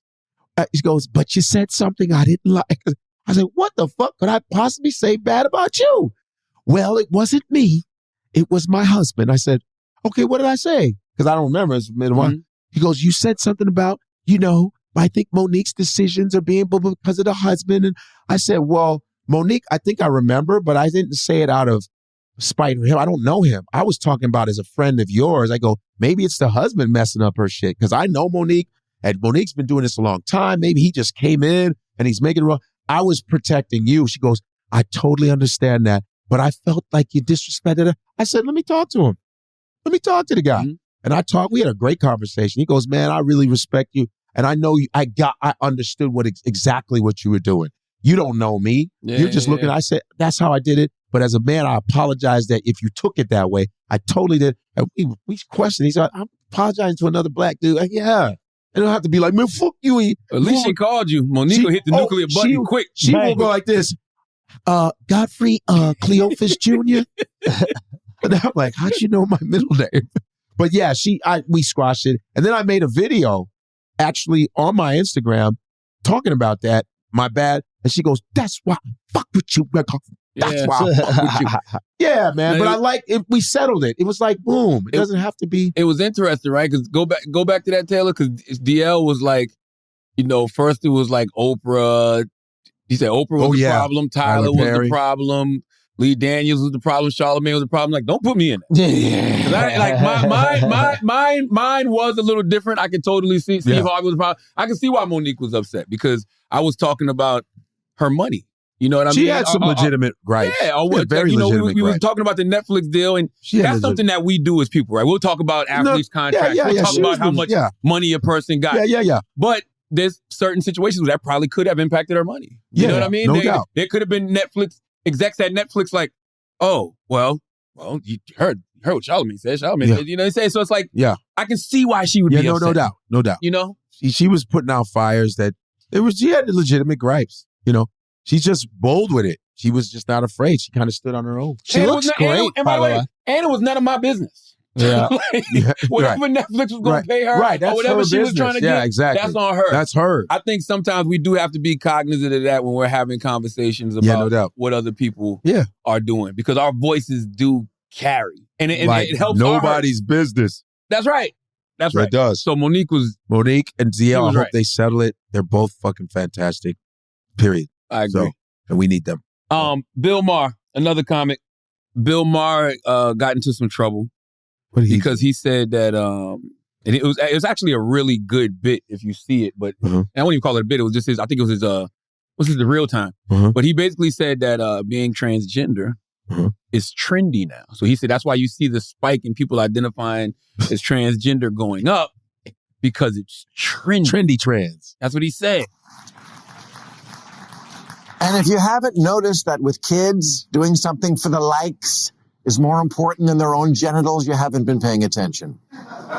Dr. Erica Anderson is a prominent 71-year-old clinical psychologist who is herself transgender and who now says, I think it's gone too far. The LA Times summarizes, she's come to believe that some children identifying as trans are falling under the influence of their peers and social media. If you attend a small dinner party of typically very liberal upper-income Angelenos, it is not uncommon to hear parents who each have a trans kid having a conversation about that. What are the odds of that happening in Youngstown, Ohio? If this spike in trans children is all natural, why is it regional? Either Ohio is shaming them or California is creating them. And so, of course, the LGBT community is highly upset. They always get mad at everything. Real Time's Bill Maher claims my thing, he's talking about, but Caitlyn Jenner said the same thing. Exactly. She was like this. They're not really doing it. It's doing it out of like, it's like they're doing it because, oh, it's cool to do it. Some people do gay stuff and they were like, I wasn't really gay. I was just doing it. It was just a phase. So that's all he was saying. He's not, you can't get mad at every fucking thing all the time. Go be trans. Yeah, I mean, there's a lot of time. common sense in what he said. He was just of course. When you're young, you think you're all kind of stuff, you know? Yeah. So he was like, should we be making permanent decisions based off what could be? We should wait. You should wait. You shouldn't be throwing this on people when, especially these young kids. Let them figure it out later. Yeah. There's nothing wrong with being whatever you want to be, but you can't get mad at every fucking turn. Enough already. It's like LGBT. It's here come the alphabets. Yeah. You know, it's like they're always mad at shit. Like, damn. And I don't know if trendy is the right word, but I do know that if you put it on the menu, and I'm a child, I'm going for what's the most unique thing on the menu. Right. You know what I'm saying? Yeah, why would I just want to be a man, a woman, when there's something else? Yeah. You know what I mean? If it's on the menu, I might choose the highlighted meal on the menu. Pause. Well, I'm just kidding. Food in the whole sex joint is a little different, man. Do I want a dick or a coochie? Or do I want both? Yo, let me get down with a soda on the side. If Avengers was on the menu, what would you identify as? If what? Avengers was on the menu, what would you identify? No, but I get you trying to make an analogy, but I was like, wait a minute. I was with you halfway, my friend. And then we went off onto a tangent. Spock, you have to come back. I think it works a little bit the opposite way as well. Like, I think there's probably a lot of trans people that identify as gay because they didn't know trans was on the menu. And I think now there's a lot of those people going, oh, shit, I was actually trans this whole time. It's just gay was the closest thing. Yeah. Well, as far as the community, it's under the umbrella. Because if you're going LGBT, isn't that it's the gay community, LGBTQAI or whatever? I think it's the queer community. Gay, I think, is just if you're a dude, you fuck dudes. I don't know. I think it's under all of that. No? What is? LGBT, isn't that the gay community? LGBTQ includes the gay community? That's right. No, it's not the gay community. Oh, what is it then? It's the LGBTQ plus community. That's the gay community. No. It's gay and. Yeah, because some people they're bi. Some people aren't gay. They're well. I think if you mess with the same sex, you're gay. Do we know what those letters mean? Yeah, but what if you're? Do we know what the letters mean? I'm not going to do it. We good. I'm heterosexual, so I don't know. Let me get out of there. I'm an H. My bad. If you mess with the same, I'm H. All right, I got my own letters. I'm by myself. I'm H. We are H. I'm H. You're H too. I'm H. We're the huzz. We're the huzz. We're the huzz. Hey, we the huzz. Heterosexuals. So I'm H. I ain't the cis. No, I'm heterosexual. Period. But the H, homosexual starts with H too, though. I'm het. There you go. I'm het, son. Het. Man. Oh man. Yeah, you know what I mean? I don't want to say the wrong thing because then they'll get mad at this. Yeah. So you're being folk. No, but I just trying. There's so many terms. I'm like, sorry, I'm not getting the terms. I'd rather just actually respect you as a human being than get your terms wrong and you start crying. I'd rather go, hey man, If you're being bullied, I'm gonna protect you. Yeah. You're my friend. I don't give a fuck. Yeah. But if you get mad at my terms, I think you're splitting hairs. Yeah. I try. There's a learning curve for the new stuff. Fuck. I didn't know. There's a learning curve. They don't give us one. That's the thing. That's what I'm trying to say. You're a human being. I don't expect fuck all that. And my thing is stop being these men stop putting titties on and competing against women. You're cheating. Have a transgender league. This is like, you should have shitty male athlete league. Shitty male athletes that can't compete with regular athletes. Right. They just put titties on them. Then they go, I'm going to compete against women. And you're putting women in comas in MMA fights. Yeah. That's because your PSIs are that of a band. Yeah. How are you 554th ranked and then you're number one when you start racing with women? Because you got man strength. Get the fuck out of here. Right. You're sitting up there like fucking smoking women as soon as you jump in the water. Women are like, what the fuck? You're like, at least slow down and almost beat them. Oh, just made it. Oh, like Dash on The Incredibles. Not too fast, not too fast. Don't win, Dash. Yeah, just slow down, just like this. And she just wins. How much time Godfrey got? Oh, shit. Right. I got to wrap up soon. Okay, give us some Asking Idiots and we'll get the fuck out of here. What's up? I mean to play footsie with you. Man, watch that. Give us some. Watch that. Pause. Oh, I didn't like the way the tips hit. I didn't like the way the tips of our shoes hit. It bothered me. I didn't like how soft that was. No tenderness here, buddy. That protects you, though. No, fuck all that. That protects you after that rant you did. No, hell no. I don't reach her here. So. Let's pay some bills, man. And come back and do that. All right, guys, we'll take a break for a second because I got to make sure you're getting your website up, ready to go. You have a business, you need a website for it, plain and simple. And the best company to build that website, design that website is Squarespace because you could do it. All your aesthetic, all your ideas put out there on the internet to reflect and represent you, okay? Squarespace is the all-in-one platform for building your brand and growing your business online. Stand out with beautiful website, engage your audience, and sell anything, your products, content you create, even your time. I'm telling you, you need a website if you have a business, even if you have a personal brand. Squarespace makes it easy to create, monetize your content as well, okay? They have the expertise to make it look beautiful for your brand and allow you to monetize your brand perfectly. They have member areas. You can unlock a new revenue stream for your business and free up time in your schedule by selling access to gated content like videos, online courses, or newsletters. Create pro-level videos effortlessly, okay? The Squarespace Video Studio app helps you make and share engaging videos to tell your story, grow your audience, and drive sales. Stand out in any inbox with Squarespace email campaigns. Collect email subscribers and convert them into loyal customers. Start with an email template and customize it by applying your brand ingredients like site colors and logo. Built-in analytics measure the impact of every single send. Use those analytics and insights to grow your business. Learn where your site visits and sales are coming from and analyze which channels are the most effective. You can improve your website and build a marketing strategy based on your top keywords or most popular products and content. So, when you head to squarespace.com/idiot for a free trial, and when you're ready to launch, use the offer code IDIOT. You're going to save 10% off your first purchase of a website or domain. That's squarespace.com/idiot with the offer code IDIOT for 10% off your first purchase. Now let's get back to the show. All right, we back. Time for some Asking Idiots. Ooh. That was a good one. Oh, this is a good one. I like this one. Let's go back to that one. Podcast Poppy right there. The first one, Taylor. Up. It says, Yeah. Sharla, if you were a Republican politician for 1 year, what changes would you make about the party? Shulz, if you were a Democratic politician for a year, what changes would you make about the party? You go. What changes would I make about the party? My approach would be very bulwarkish because I really like what I saw. I can't remember the sister name right now. She's from Portsmouth, Virginia. She's the congresswoman. I think it's Congresswoman Burke, if I'm not mistaken. Apologies for not remembering her name. But she just spoke truth to power. Did y'all see that video? Happening, and I hope you make your decision when November comes. I'm pissed as a motherfucker. Yeah, I'm a fair.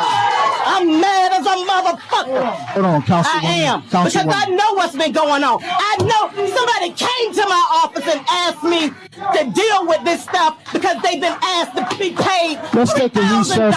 I'm going to recess this meeting right now. I'm sick of it. He just spoke truth to power about what's going on and how people are trying to buy votes and everything else. And I'm like, if you're supposed to be a party of the people, She went there. you should sound like the people. Like Bulworth. I love Bulworth's one of my favorite movies. You should go watch it. It stars Warren Beatty, Holland Berry, Warren Beatty, Holland Berry. But it's just like, yo, he was just speaking truth to power. Like, Which is rare. But is especially in politics. But is it really a party for the people? That's why you got to see George Carlin's new the documentary. Oh, I haven't watched it yet. Oh, fucking yeah. I'm a big Carlinite. And he That's why I goes, said they're supposed to be for the he's people. like, this country is a big club and you ain't in it. You ain't in it. No, that's real. Facts. That's real. But is it really for the people? It's supposed to be. That's what they sell it. Kind of for the, well. It's you not. know. We know they're not. Right. But I get what you're saying. Yeah. But to speak truth to power, it's bullshit. There's some politicians that step out and go, this is bullshit. You know, some do. But you know, that's why the Republican Party is so attracted to a lot of people now. Because Donald Trump gave the illusion that he was speaking truth to power. And now you got all these conservative Fake politicians. news. Everything is a fake news. I don't care. Fake news everywhere. This is a very good That's good podcast. That's right. Brilliant idiots. I'm a brilliant idiot. I'm just an idiot. No, I'm not an idiot. I'm brilliant. You guys are the idiots. But Fake news. Fake news. But it's not like all, like you said. Everything's fake, Charlemagne. Your name is not really Charlemagne. That is very true. Fake news. Piece of shit. This is a piece of shit podcast. You should be very embarrassed. But you see all of these I conservatives get it. who are just, even if it's disgusting, even if it's racist, even if it's sexist, even if it's homophobic, they're speaking their truth. They keep it 100. They keep it 100. And sadly, you're going to find a tribe of tens of millions of people in America They like not that speaking shit. your truth. Yeah. What would you do? Change what, the Democratic Party? Yeah. I don't know. Give them some courage. Yeah, maybe some more courage. Like, talk that shit. I guess I enjoy that. And it's some more humor. I think that's what's missing in the Democratic Party is like they're trying to make sure everybody's comfortable and there's nothing funny about comfort. Yeah. So it's just like, go up there, talk that shit, be funny, piss some people off. Yeah. Like, yeah, I would love that. Stop trying to appease everybody. It's annoying. And it looks phony. Yeah. When you're trying What would to you do, appease. Godfrey? Oh, man. Republican, because black people were actually Republicans first.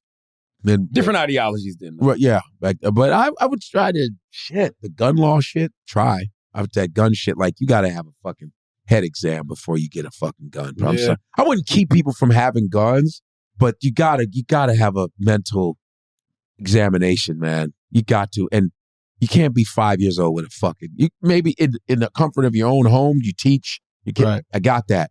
But nah, you can't be walking around with that shit. That shit is crazy.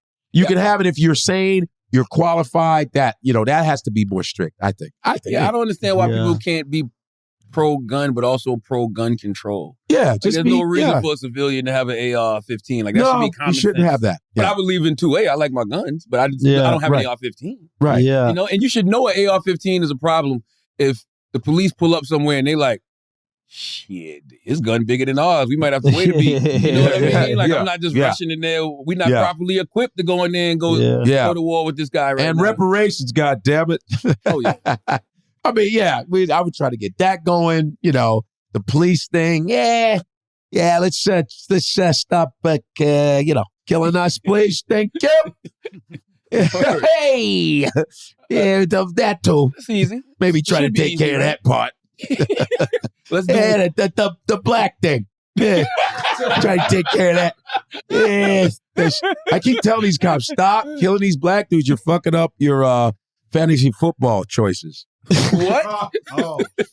What the fuck? No, the man? same guys they cheer for are the ones they're fucking killing. Oh, you're right. Sorry. It's the same ones. The same young black men you cheer are the ones that are scoring touchdowns for you and bringing championships to your city. You'll kill some other races of people. They don't play ball. Oh, man. Let's do one more and get out of here. Why are you killing the motherfuckers that you need? Don't get it. Come on, give us one more, Taylor. Let's get a good one. Let's get a good one. You scroll past some good ones just now. I like those what-if scenarios. Scroll up again. Right there. Ooh, I like this. Let's end on this one. This is ego on steroids. Wow. Would you rather snitch on your homies or cheat on your girl? Cheat on my girl. My girl can't beat my ass. But we don't know what they did. Nah, my girl can't beat my ass. What did the guys do Nah, first? you know what the snitch means. Snitch is a fucking snitch. Well, what did my girl do for me to cheat on her? We're going to do that. I'd rather cheat on my girl than snitch on my homies. Because I can fight my girl. I can chow. I go, yo, what's good? What's good, I would son? rather snitch on my homies for cheating on their girl.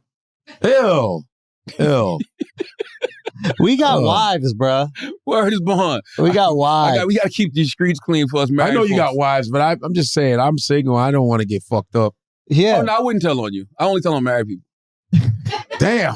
I would never tell on you. It's none of my business. Yeah, you gonna suffer with me in this shit, bro. The second You I gonna do see like my Kobe, boy you gonna do like cheating, Kobe Bryant. But what about Shaq? What about that? Yo, That's the dad. your man out here having fun. Hey, your man out here having fun. Yo. And you need to come collect his ass. It's some Yo, bullshit. he gave a girl $1 million. Yeah. What? Yeah. What would you rather do, Shulz? Snitch on your homies or cheat on your girl? I would never cheat on my wife, bro. Word. But if it was my girl, if it's just a girl, you know what I'm saying? If it's just a girl, if it's a random girl, you gotta cheat on the random girl. See? It depends on the offense that the homies did. No, those are the homies. They with you for life. We already married. Yeah. I'm married to my all y'all homies. might be doing Bros life. before hoes. Oh, I hear what you're saying. Bros before So hoes. if I'm trading boys in the hood, and I want to get out this car, but Doe don't let me out. But then Doe murks this guy. Oh, now I'm part of and that then shit? they come to me the next day. Wow. Ain't no Spellman, baby. Yeah. You know what I'm saying? You're taking stuff from a movie, bro. I know, you're right. Stop. You and your analogies. If it's on the menu, you want spaghetti or you want pizza. So it's the same thing as transgender. Huh? No. I'd rather not. I don't know, man. I'm not cheating on my girl either. I'll tell you that much. I can deal with anything else other than that.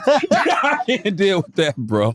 I cannot. Well, I would love to be in that situation. Married, have a nice, dope chick that you never That's what I'm telling you, everybody man. wants to get to that point. I don't have anything, so. You're on your way, Godfrey. If any psycho chicks out there, any of you with mental problems, I'm going to run into you.